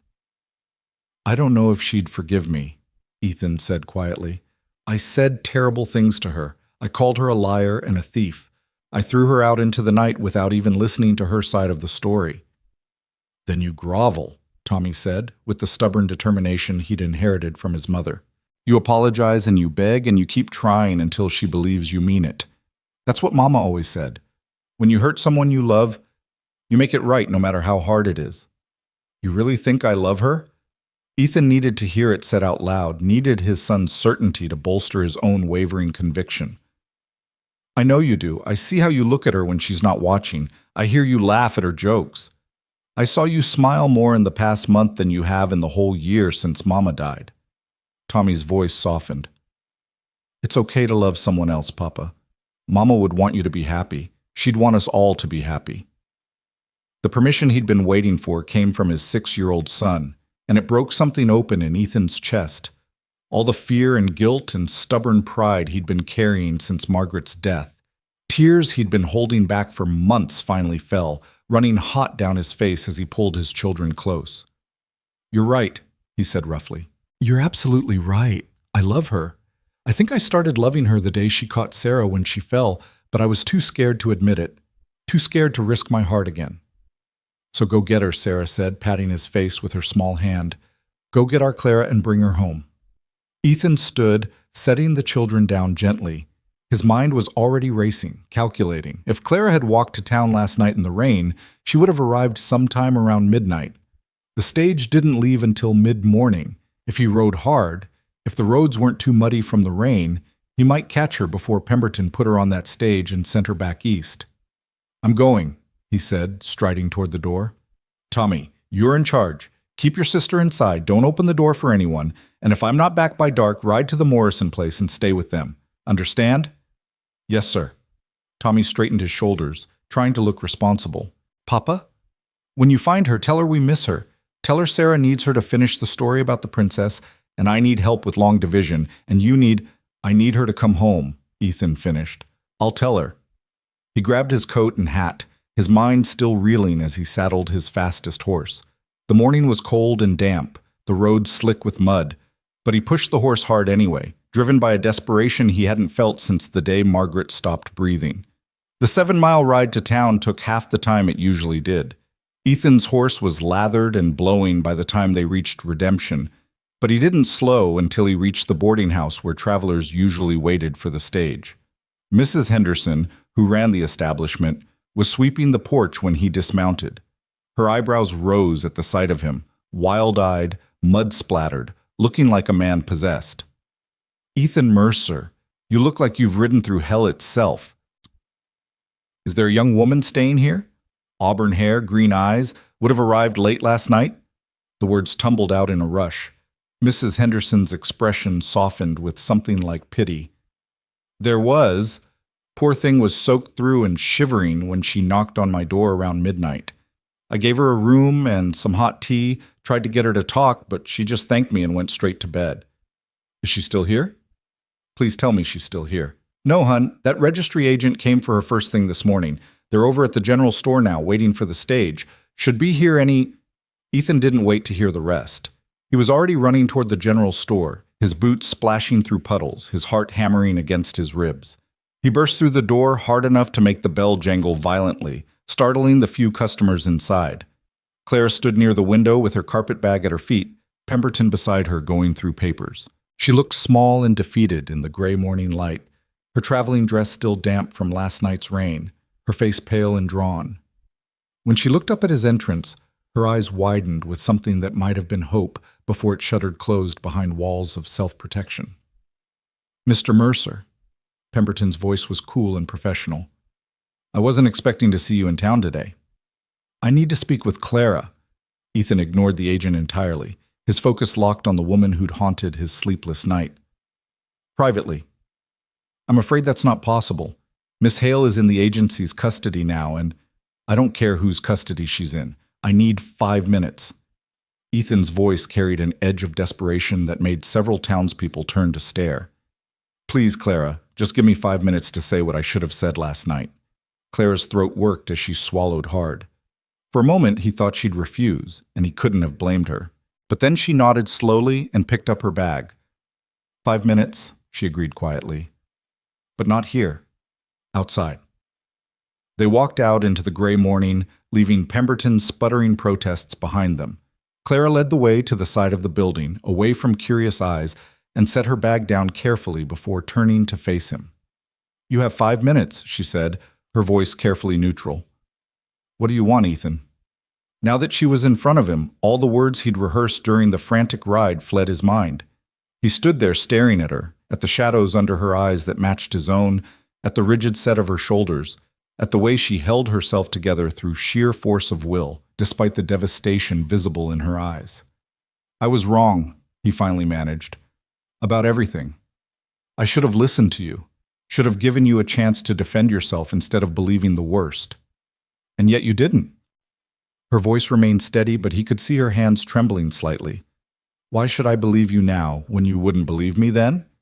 Because I spent all night reading the letter you left for my children.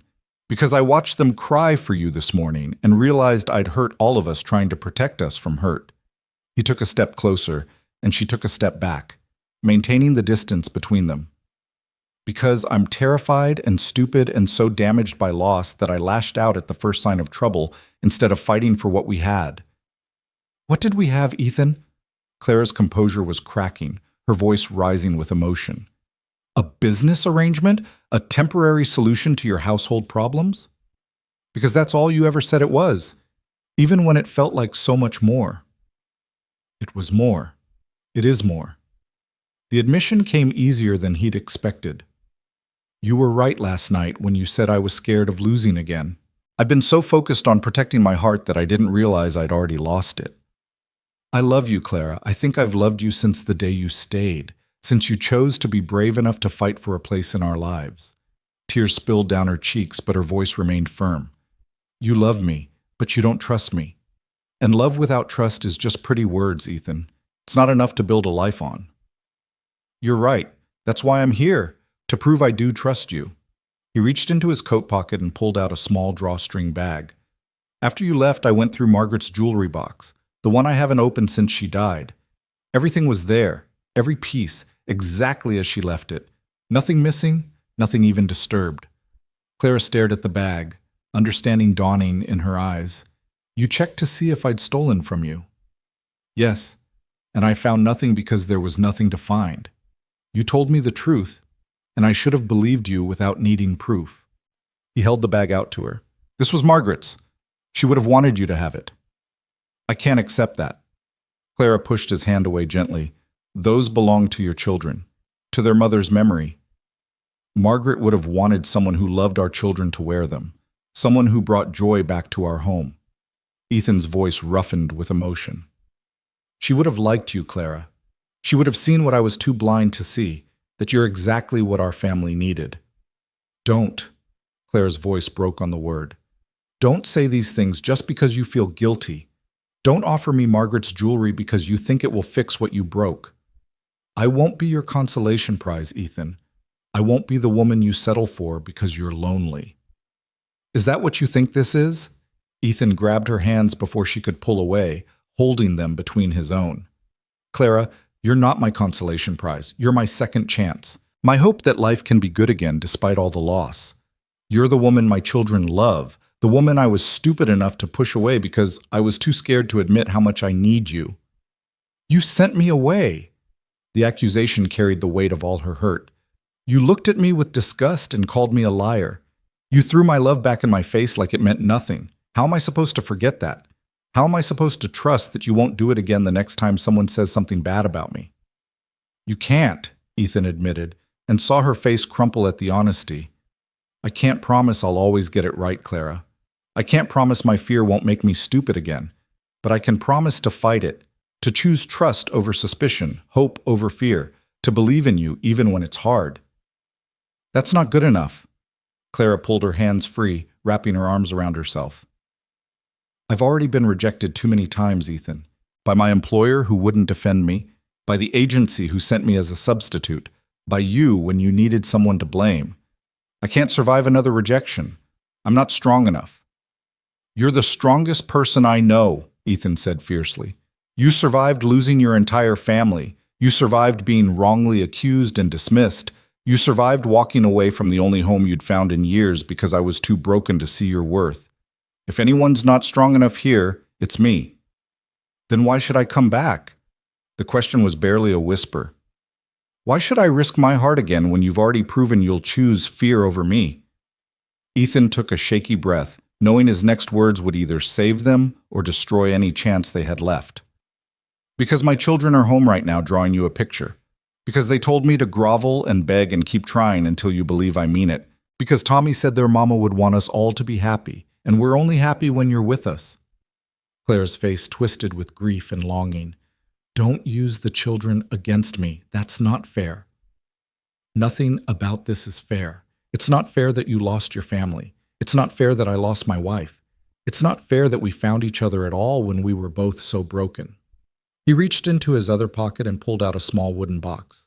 But here we are anyway, and I'm asking you to take another risk, to give me one more chance to prove I can be the man you deserve. What's that? Clara stared at the box with wide eyes. Open it. With trembling hands, she took the box and lifted the lid. Inside, nestled in faded velvet, was a simple gold ring, not Margaret's wedding band, but a different ring entirely. One Ethan had bought years ago from a traveling jeweler, thinking Margaret might like it, but she'd died before he could give it to her. It's not much, Ethan said quietly. Not fancy or expensive, but it's never belonged to anyone else. It would be yours and yours alone. He dropped to one knee in the mud, ignoring the shocked gasps from townspeople who'd gathered at the edge of the building to watch. Marry me, Clara. Not because you need security or because the children need a mother, but because I love you, and I want to spend the rest of my life proving you can trust me. Clara stared down at him, tears streaming unchecked down her face. You're proposing? Now? After everything? Yes, because I'm a fool who almost lost the best thing to ever happen to him, and I won't make that mistake twice. Ethan's voice shook. I know I hurt you. I know I have to earn back your trust, but I'm asking you to give me that chance. Come home with me. Let me spend every day showing you that you're chosen, you're wanted, you're loved exactly as you are. For a long, terrible moment, Clara just stood there, the ring box clutched in her hands, her face a battlefield of warring emotions. Ethan stayed on his knee in the mud, his heart hammering so hard he thought it might crack his ribs, waiting for the verdict that would determine the rest of his life. I need to know something first, Clara said finally, her voice barely steady. Did you believe Pemberton because you wanted an excuse to push me away? Because it was easier to think the worst of me than to risk loving me? The question pierced straight to the truth Ethan had been avoiding. He could lie, could soften it, but she deserved better than that. Part of me did, he admitted, the words like glass in his throat. Part of me was looking for a reason to end things before they got too deep, before I cared too much. I've been so terrified of losing again that I sabotaged the best thing I had. He met her eyes directly, letting her see all his broken pieces. But that's on me, Clara. That's my damage, my cowardice. And I swear to you, I will spend the rest of my life fighting that fear instead of letting it destroy us. How do I know you won't do it again? The question held all her accumulated pain. How do I know that next time something goes wrong, you won't throw me away like yesterday's trash? You don't know. You have to trust me, the same way I should have trusted you. Ethan held out his hand, palm up, an offering and a plea. I'm asking you to be braver than I was, to take a leap of faith even though I gave you every reason not to. And I know that's asking too much, but I'm asking anyway because the alternative is losing you, and I can't do that. I won't survive it. Clara looked at his outstretched hand, at the ring still in the box, at the man kneeling in the mud before her with his heart laid bare. When she finally spoke, her voice was thick with tears. I told you once that I came west looking for something real, something that mattered. She wiped at her eyes with the back of her hand. I found it with you and those children. I found a home and a purpose, and love that made me feel alive for the first time in years. And then you took it away. I know. And I'll regret that for the rest of my life. Ethan's voice broke. But I'm begging you, Clara, don't let my mistake be the end of our story. Let it be the middle, the hard part we have to get through to reach something better. You really think we can get through this? Hope and fear warred in her eyes. You think we can build something real from this much broken? I know we can, because you're not a quitter, and neither am I. Because those kids at home need both of us. Because love doesn't mean never making mistakes. It means choosing to forgive them and try again. He gestured to the ring. So what do you say? Will you marry me and let me spend my life making this right? Clara looked down at the ring, then back at Ethan, then at the small crowd of onlookers who'd gathered to witness this spectacle. Mrs. Abernathy from the general store was dabbing at her eyes with her apron. Old Bill Morrison was grinning like a fool. Even Pemberton had emerged from the store, his professional detachment cracking around the edges. If I say yes, Clara said slowly, I need you to promise me something. Anything. Promise me that when you're scared, when you want to push me away, you'll talk to me instead. Promise me you'll let me in instead of shutting me out. Her voice strengthened. Promise me that our marriage will be built on truth, even when the truth is hard, even when it's I'm terrified or I don't know how to do this. I need honesty more than I need perfection, Ethan. I promise. He said it without hesitation. No more walls, no more running. When I'm scared, I'll tell you. When I mess up, I'll own it.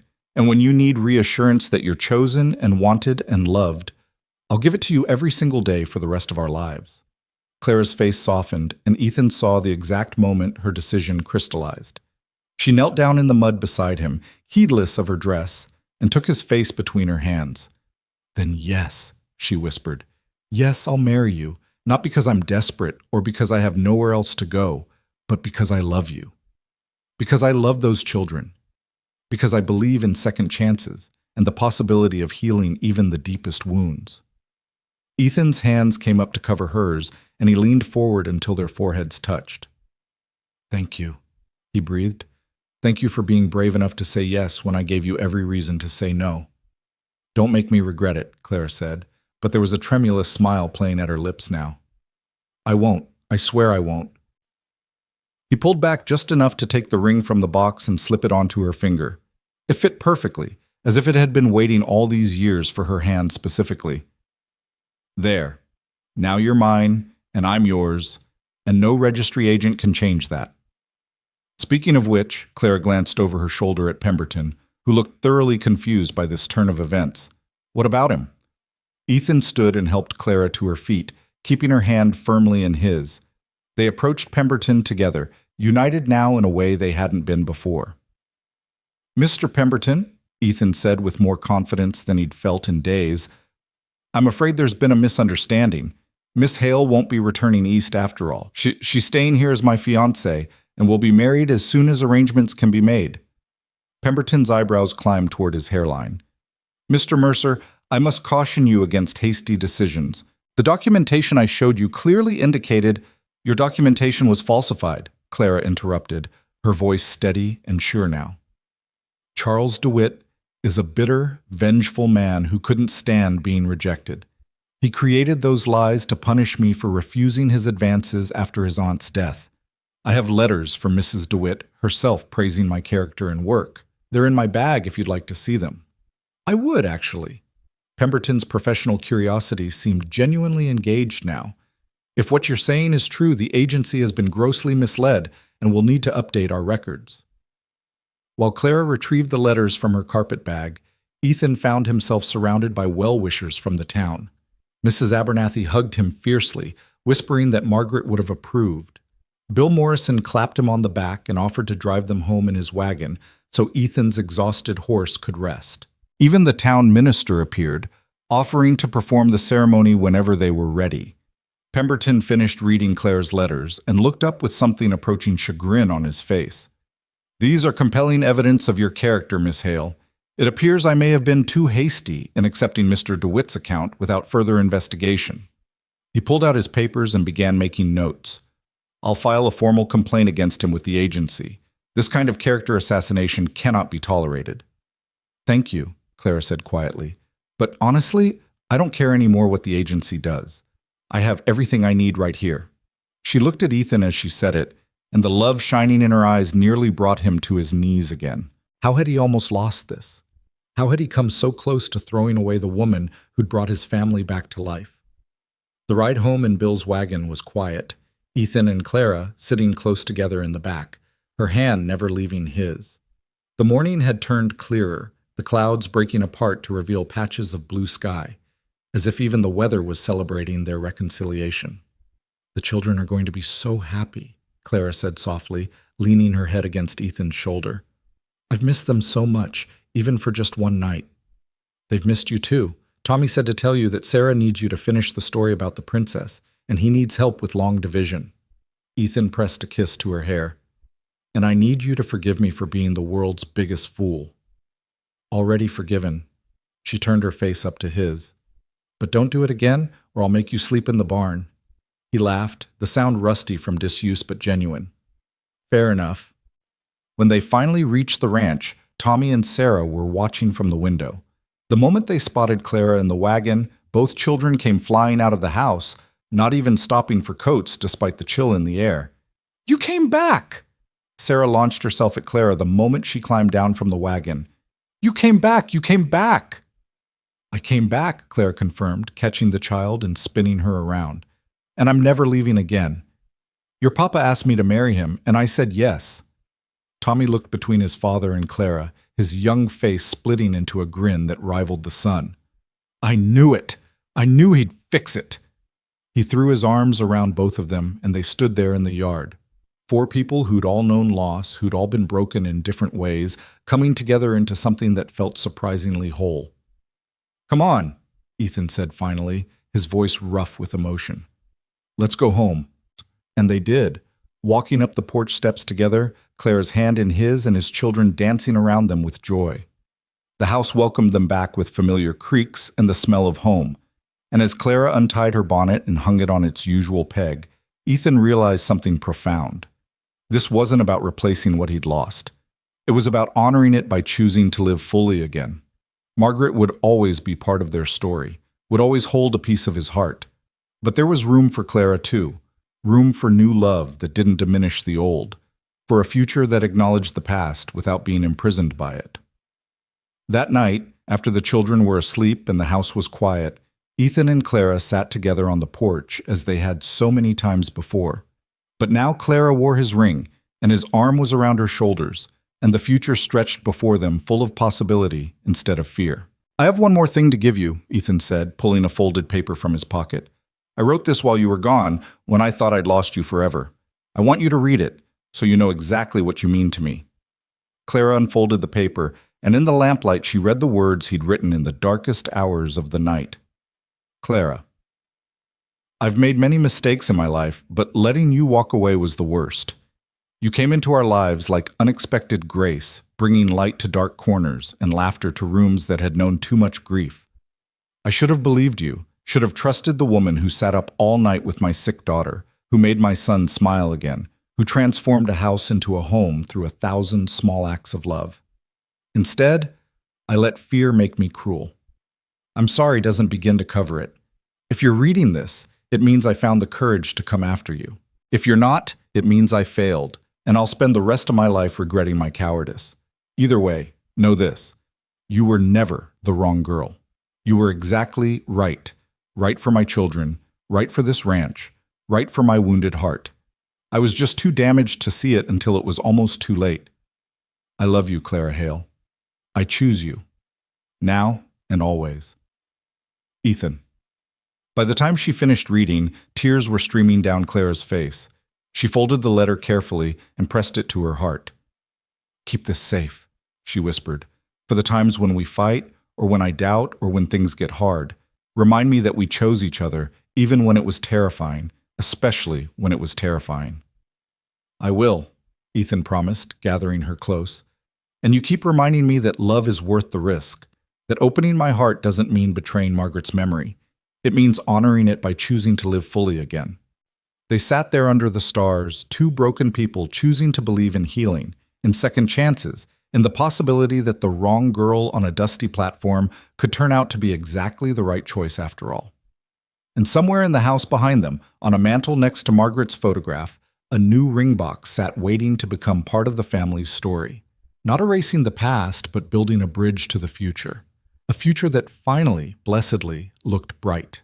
The days following their engagement moved with a strange mixture of urgency and reverence, as if everyone understood they were building something sacred from the wreckage of what had almost been lost. Clara settled back into the household with a new confidence, no longer a temporary guest, but a permanent fixture. And the difference showed in 1,000 small ways. She rearranged the kitchen to suit her preferences without asking permission first. She hung her few dresses in the armoire in Ethan's room, not in it yet. Propriety still demanded separate sleeping arrangements until the wedding, but near it, a promise of futures intertwined. She disciplined the children when they needed it, making decisions about their care without deferring to Ethan first, because she was their mother now, in all but name. And Ethan let her. More than that, he welcomed it, this quiet claiming of space and authority in the home that would soon be legally hers as well as emotionally. But there was one conversation they still needed to have, one ghost that lingered in the corners of their new beginning. It came on a crisp evening a week after Clara's return, when the children were finally asleep and they sat together in the parlor, Clara mending one of Tommy's shirts while Ethan reviewed the ranch accounts.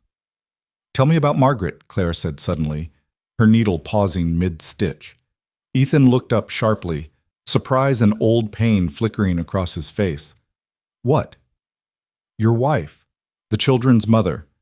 I need to know about her if I'm going to honor her memory properly."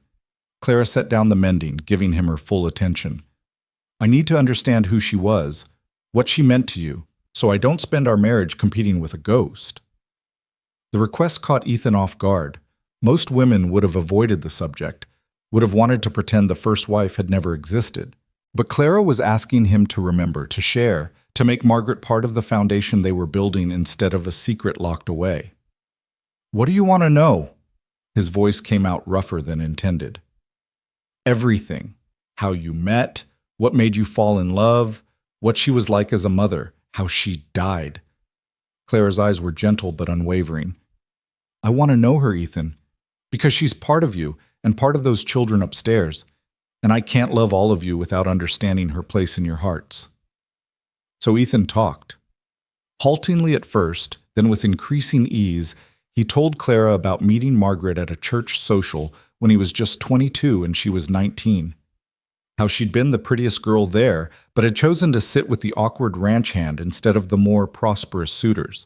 How she'd laughed at his terrible jokes and listened to his dreams of building something meaningful from the rough land his father had left him. She was fearless, he said, a sad smile touching his lips. Came west as a bride with nothing but a trunk of clothes and absolute faith that we'd make it work. Never complained when the first winter nearly killed us, when the cattle got sick, when I couldn't afford to buy her the things she deserved. She just rolled up her sleeves and worked beside me. "She sounds remarkable," Clara said softly. She was. She made everything better just by being in it. Ethan's throat tightened. Tommy has her stubborn streak, that determination to see things through no matter how hard they get. And Sarah has her laugh, this pure joy that could light up the darkest days. How did she die? The question he'd been dreading.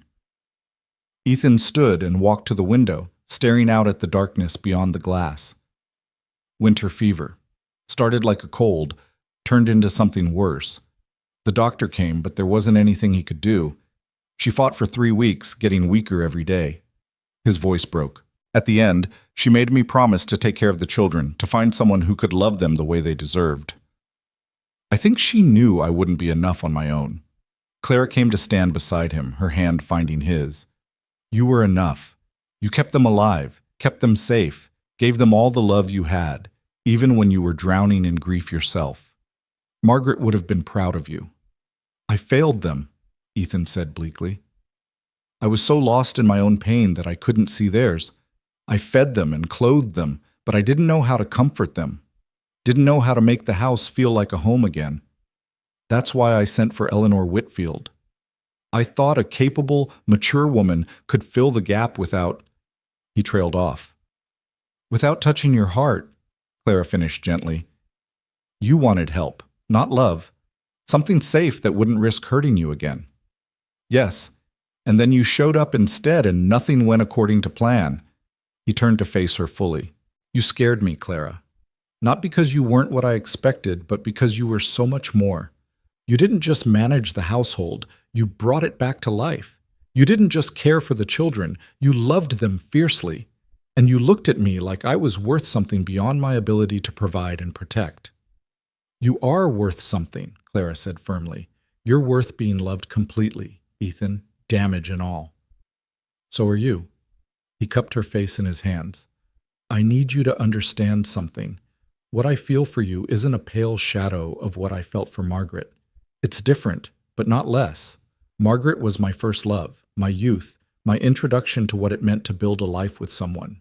You're my second chance, my healing, my proof that the heart can break and still find wholeness again.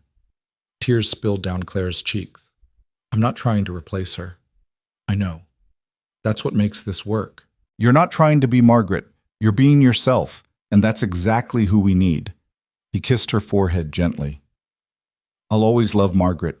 She gave me those two beautiful children upstairs. She taught me what partnership meant, and she's woven into the fabric of who I am. But I love you too, Clara, in a way that honors what I had while choosing what we're building. Thank you, Clara whispered. Thank you for letting me know her, for not making her a forbidden subject. I want the children to talk about their mother, to remember her, to know that loving me doesn't mean forgetting her. They already know that. You've shown them it's possible to hold space for both grief and joy, remembering and moving forward. Ethan pulled her close, breathing in the lavender scent that had become as familiar as home. We're going to be all right, aren't we? This complicated, patched-together family of ours? Better than all right, Clara promised. We're going to be extraordinary. The wedding took shape in the way of frontier ceremonies, practical and simple, but no less meaningful for its lack of ostentation. Clara insisted on being married under the cottonwood tree in the yard, the same tree where Margaret's swing still hung, where the children played, where the roots ran deep into land that had sustained the Mercer family through joy and sorrow. It seems fitting, she told Ethan when he questioned the choice. This tree has been part of your family's story. I want it to be part of ours too. They set the date for 2 weeks after the engagement, enough time to make arrangements, but not so long that doubt could creep in and sabotage what they were building. Clara sewed herself a new dress, not white, that seemed presumptuous for a woman marrying a widower, but a soft blue that brought out the green of her eyes. Mrs. Morrison and Mrs. Abernathy helped with the preparations, bringing food and well wishes and gentle advice about marriage that made Clara blush and laugh in equal measure. Tommy and Sarah were involved in every decision, from what flowers to pick to what songs to sing.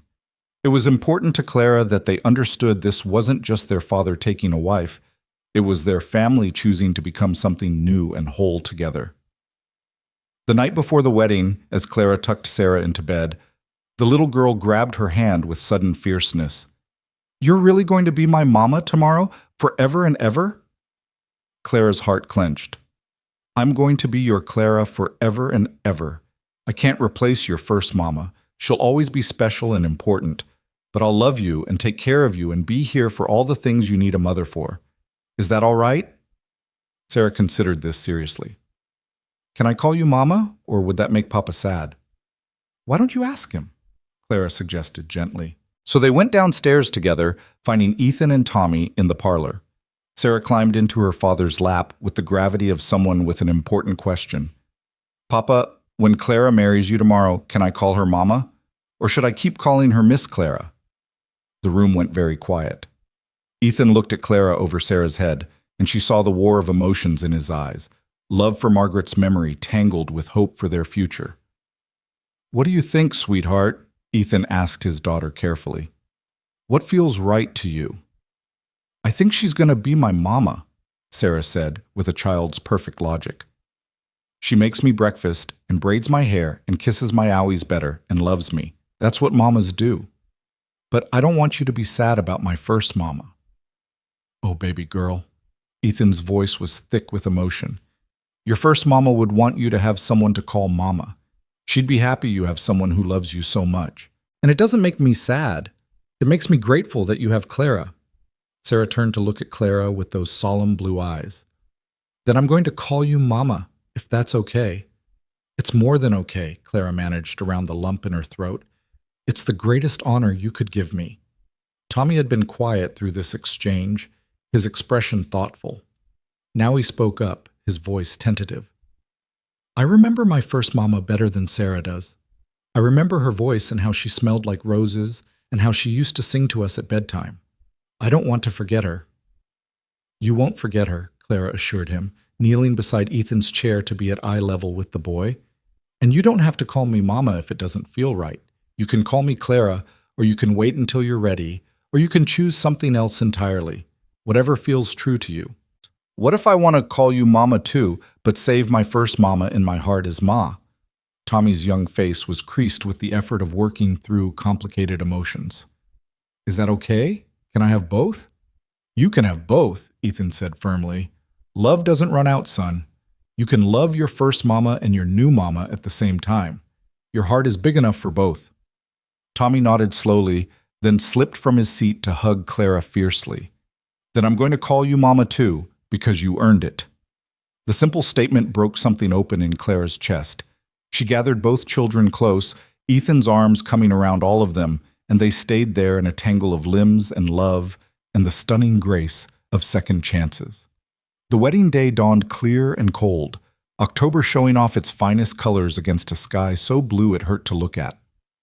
Clara woke early in her small room, nerves and excitement warring in her stomach. In a few hours, she'd be Clara Mercer. She'd have a family, a home, a place in the world that was legally and spiritually hers. Mrs. Morrison arrived to help her dress, her capable hands doing up the tiny buttons on the blue dress, while Clara tried to hold still. "You're shaking like a leaf," the older woman observed with affection. "Nervous?" "Terrified," Clara admitted. "What if I'm not good enough? What if I can't live up to Margaret's memory? What if—" "Stop right there." Mrs. Morrison turned Clara to face her, gripping her shoulders firmly. "You're not competing with a memory, child. You're writing your own story with that man and those children. Margaret was a good woman, but she's gone. You're here, and you're exactly what this family needs. So hold your head high and claim your place without apology." The words steadied Clara, giving her the courage to look at herself in the small mirror. The woman looking back was someone she almost didn't recognize, eyes bright with hope instead of shadowed with fear, face flushed with joy instead of pale with desperation. She looked like someone who belonged, who was chosen, who was loved. Downstairs, Ethan was dealing with his own pre-wedding nerves. He'd put on his best suit, the one he'd worn to marry Margaret, and immediately taken it off again. That felt wrong, like he was trying to recreate something that couldn't be repeated. Instead, he chose a new shirt Clara had made for him, simple but well-crafted, and his second-best pants that had been mended so many times, they were more Clara's stitches than original fabric. Tommy found him standing in front of the mirror, attempting to tame his hair into something presentable. "You look nice, Papa," the boy said. "Mama would have liked Clara's shirt." "Which mama?" Ethan asked gently, wanting to be clear. "Both of them," Tommy said with simple confidence. "Ma would have wanted you to be happy, and Mama makes you happy, so they'd both approve." Out of the mouths of babes, Ethan thought, came the wisdom adults spent lifetimes learning. The ceremony was small, just a handful of neighbors, Bill Morrison officiating since he'd been ordained years ago for just such occasions, and the family at the heart of it all. The cottonwood tree spread its branches over them like a blessing, late autumn leaves drifting down in lazy spirals. Clara walked from the house with Tommy on one side and Sarah on the other, the children giving her away since she had no father to do it. She'd pinned her hair up with Margaret's combs, a gift from Ethan that morning, along with a note that said simply, "She'd want you to wear them, so do I." When Ethan saw her coming toward him, the whole world seemed to narrow to just her face, the determination in her eyes, the slight trembling of her hands, the smile that was equal parts nervous and radiant. This woman who'd come to him by mistake, who'd stayed through fear and doubt, who'd loved his children when they were strangers and loved him when he'd given her every reason not to. Bill Morrison cleared his throat, bringing the small gathering to attention. We're here to witness the joining of Ethan Mercer and Clara Hale in marriage. Now, I could give you some long speech about duty and commitment, but I think these two have already learned those lessons the hard way. Bill's eyes twinkled. Instead, I'm going to say this. Marriage is choosing each other every day, even on the days when it's hard, especially on those days. It's building something together from whatever materials you have, sometimes fine lumber, sometimes scraps and hope, and stubborn determination. He looked at Ethan and Clara directly. You've both known loss. You both carry scars. But you're choosing to believe that broken things can still make something beautiful when fitted together with care. That's not just marriage. That's faith.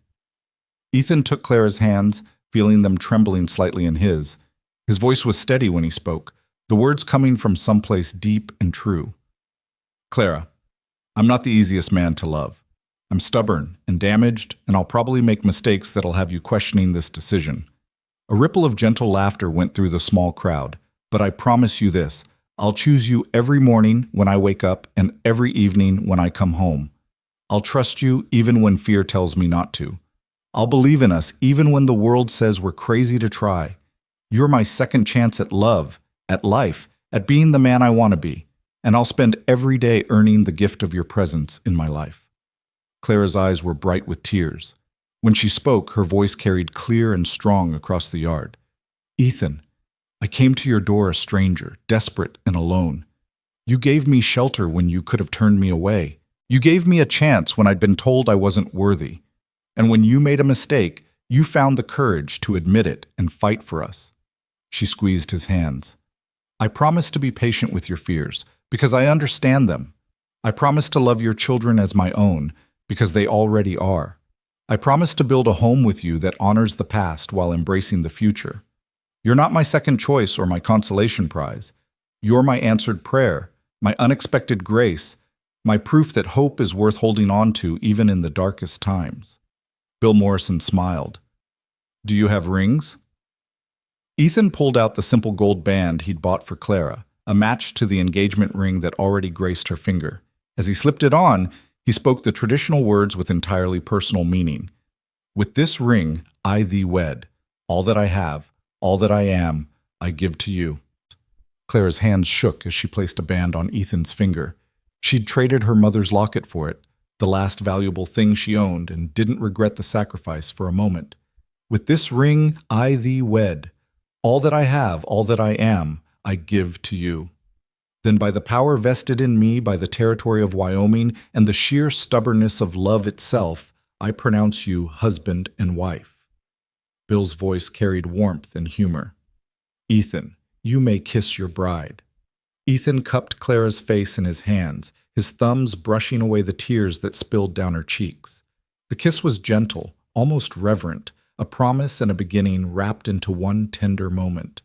Around them, their neighbors applauded, but the sound seemed distant compared to the thundering of Ethan's heart, the certainty that he'd just made the best decision of his life. When they finally pulled apart, Sarah tugged on Clara's skirt. Are you really our mama now? Official and everything? Official and everything, Clara confirmed, scooping the child into her arms. Good. Sarah wrapped her arms around Clara's neck and squeezed tight. I love you, Mama. The word, said freely, joyfully, without reservation, made Clara's throat close with emotion. I love you too, sweetheart. More than you'll ever know. The celebration that followed was simple but joyful. Neighbors had brought food and tables were set up under the cottonwood tree. There was music from Bill Morrison's fiddle and dancing that turned the yard into a place of laughter and community. Tommy and Sarah ran wild with the other children, their joy infectious, while Ethan and Clara moved through the gathering accepting congratulations and well wishes. Mrs. Abernathy pulled Clara aside at one point, her eyes suspiciously bright. I owe you an apology, the older woman said quietly. I was one of the ones gossiping about you being here, suggesting impropriety. I was wrong. You're exactly what this family needed, and Ethan Mercer is a lucky man. Thank you, Clara said, squeezing the woman's hand. That means more than you know. As the afternoon stretched toward evening, Ethan found Clara standing slightly apart from the celebration, looking out over the land that was now hers as much as his. He came up behind her, wrapping his arms around her waist and resting his chin on her shoulder. Having second thoughts, Mrs. Mercer? She leaned back into his embrace, savoring the rightness of it. Not a single one. I was just thinking about how far I've come. 2 months ago, I was stepping off that stagecoach terrified and alone, certain I'd made a terrible mistake. And now you're home, Ethan finished. Yes. Clara turned in his arms to face him. I'm home. Not because of the land or the house, but because of you and Tommy and Sarah. You're my home, Ethan. Wherever you are, that's where I belong. Then I better make sure I never leave, he said, kissing her softly. Because I can't imagine this life without you in it anymore. You've become essential, like air or water, or the sun rising every morning. As twilight painted the sky in shades of pink and gold, the celebration began to wind down. Neighbors said their goodbyes, leaving small gifts and final congratulations. Bill Morrison was the last to go, clasping Ethan's hand firmly. Take care of that wife of yours. She's special. I know, Ethan said. Believe me, I know. When everyone was finally gone and the children were reluctantly sent to bed, despite their protests that they weren't tired, Ethan and Clara found themselves alone for the first time as husband and wife. They stood together on the porch, watching stars emerge in the darkening sky, comfortable in the silence that had become their own private language. What are you thinking? Clara asked eventually. That I ordered wrong, Ethan said, and felt her stiffen in his arms. He quickly continued. The agency sent me someone mature and experienced and practical, everything I thought I needed. Instead, they sent me you. Young and brave and full of so much love you didn't know what to do with it. And you were absolutely, perfectly right. Clara relaxed, a smile curving her lips. So when I cried on that platform that you'd ordered the wrong girl, I was lying when I said no. Ethan tightened his arms around her. I wasn't lying that I ordered right. I just didn't know it yet. I'd ordered right without even realizing it because something bigger than both of us knew exactly what this family needed. And what did we need? Clara turned to look up at him, her face soft in the starlight. We needed someone who'd been broken too. Someone who understood loss and fear but chose hope anyway. Someone brave enough to fight for love even when it was terrified. We needed you, Clara, exactly as you are. He paused, emotion thickening his voice. I told you that day at the station that I'd ordered right. I had no idea how true that was. Clara reached up to touch his face, tracing the lines that grief and hard living had carved there. And I thought I was a mistake, a last-minute substitute, a consolation prize. I thought I'd have to prove my worth every single day. You did prove it, but not because you had to, because you couldn't help being exactly who you are. Generous and kind and so full of love that it spilled over onto all of us. Ethan captured her hand, pressing a kiss to her palm. You weren't a mistake, sweetheart. You were a miracle. My second chance. My proof that life can be good again, even after unimaginable loss. We're both second chances, Clara said softly. You gave me a home when I had nowhere to go. You gave me a family when I'd lost everyone I loved. You gave me a reason to hope again. They stood together under the vast Wyoming sky, two wounded souls who'd found healing in each other, a family built not from perfection, but from the courage to try again. Inside the house, Tommy and Sarah slept peacefully, secure in the knowledge that they were loved and protected. Tomorrow would bring all the ordinary challenges of ranch life, cattle to tend, meals to cook, a household to manage. But tonight was for savoring the extraordinary grace of second chances, and answered prayers and love that chose to bloom even in the hardest soil. Come on, Mrs. Mercer, Ethan said finally, leading Clara toward the door. Let's go home.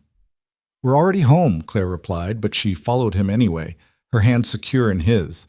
And as they crossed the threshold together, husband and wife, partners in all things, two broken pieces fitted together into something whole. The house seemed to exhale with contentment, as if it too recognized that the long season of grief had finally ended and something new had begun. That night, lying together for the first time as man and wife, Clara whispered into the darkness, Do you think she would have approved? Margaret? Ethan was quiet for a moment, considering. Yes, She would have seen what I was too stubborn to see at first, that you love our children fiercely, that you're brave and true, that you make me want to be better. She would have been grateful you came when you did, that you were stubborn enough to stay." He paused. "And I think she'd be at peace knowing the children have a mother who loves them and a father who's finally learning to live again instead of just surviving." "Thank you," Clara breathed, "for letting her be part of our story instead of a secret we can't speak of, for understanding that I'm not trying to erase her." "You couldn't erase her if you tried. She's woven into this family's fabric." Ethan pulled Clara closer. "But so are you now, and that's exactly how it should be." They drifted towards sleep, wrapped in each other, the future stretching before them uncertain but no longer frightening. Whatever came, hard winters, difficult harvests, the inevitable struggles of life on the frontier, they would face it together, this patchwork family built from loss and hope and the stubborn determination to believe in love even when it seemed impossible. 3 days later, a letter arrived from the Western Matrimonial Agency. Clara opened it with trembling hands, Ethan reading over her shoulder. "Dear Mr. Mercer and Miss Hale, following our investigation into the allegations made by Mr. Awascott, Charles DeWitt regarding Miss Hale's character, we have determined that said allegations were entirely false and motivated by personal vengeance. Mr. DeWitt has been reported to the appropriate authorities for fraud and character defamation. Furthermore, we have located the original correspondence intended for Mr. Mercer. It appears Mrs. Eleanor Whitfield did indeed fall ill before her scheduled departure. However, the agent who substituted Miss Hale in her place did so without proper authorization and has been dismissed from the agency's employ. That said, after reviewing Miss Hale's references from the late Mrs. Catherine DeWitt and witnessing the outcome of this placement, we cannot help but feel that perhaps some mistakes are meant to be. We wish you both every happiness in your marriage and apologize for the distress our errors may have caused. Respectfully, Howard Pemberton, Senior Agent, Western Matrimonial Agency." Clara read the letter twice, then looked at Ethan with wonder in her eyes. "They admitted they were wrong.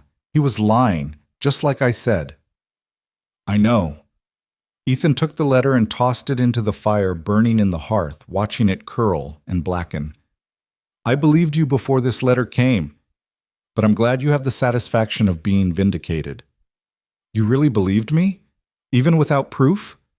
"I chose to believe you. That's different." He pulled her into his arms. "I chose to trust what I knew of your character over what some stranger claimed. I chose faith over fear, and I'll keep choosing it every day for the rest of our lives." Clara buried her face in his chest, breathing in the scent of leather and wood smoke and home. "I love you, Ethan Mercer." "I love you too, Clara Mercer." He tilted her face up to kiss her. "My perfectly ordered, absolutely right, couldn't have planned it better wife." From the kitchen came the sound of children's laughter, Tommy teaching Sarah some song he'd learned, their voices high and sweet and innocent. The house hummed with life, with love, with the beautiful ordinariness of a family going about their day. And standing there with his wife in his arms and his children's laughter filling the air, Ethan Mercer understood with perfect clarity that the best things in life were often the ones you never planned for. The unexpected graces, the mistakes that turned out to be miracles, the wrong girl who was actually, impossibly, perfectly right. Outside, the prairie stretched vast and golden under the autumn sun. Winter would come soon with its challenges and hardships. But inside the Mercer house, warmth and love would keep the cold at bay, because they'd learned the most important lesson of all, that family wasn't about perfection or replacing what was lost. It was about choosing each other, day after day, broken pieces and all, and building something beautiful from whatever materials you had. As the sun set on another day in Wyoming territory, painting the sky in brilliant oranges and purples, Clara stood at the window watching the light change. Sarah was on her hip, Tommy leaning against her side, and Ethan's arm around her shoulders. A family. Her family. Hard-won and deeply cherished, and absolutely, perfectly hers. "Mama?" Sarah's small voice broke the comfortable silence. "Are you happy?" Clara looked at each face in turn. This brave little girl who'd accepted her so completely, this serious boy who'd given her the gift of his trust, This wounded man who'd found the courage to love again. Her family, her home, her second chance at life. "Yes, sweetheart," she said, her voice thick with emotion. "I'm happier than I ever dreamed possible." And it was true. Every word of it. Because sometimes the wrong girl at the depot turned out to be exactly the right woman for the job. Sometimes mistakes became miracles. Sometimes broken hearts could heal and love again. Sometimes, despite all the odds and all the obstacles, hope won. And that was the greatest gift of all. Years later, when Tommy and Sarah were grown with children of their own, they would tell the story of how their father almost sent their mother away. How fear nearly destroyed the family before it fully formed. How love and courage and second chances had brought them all together under that cottonwood tree. And they would end the story the same way every time. She cried that Papa ordered the wrong girl, but he smiled and said, "No, I ordered right." And he had. He just didn't know it yet. The end.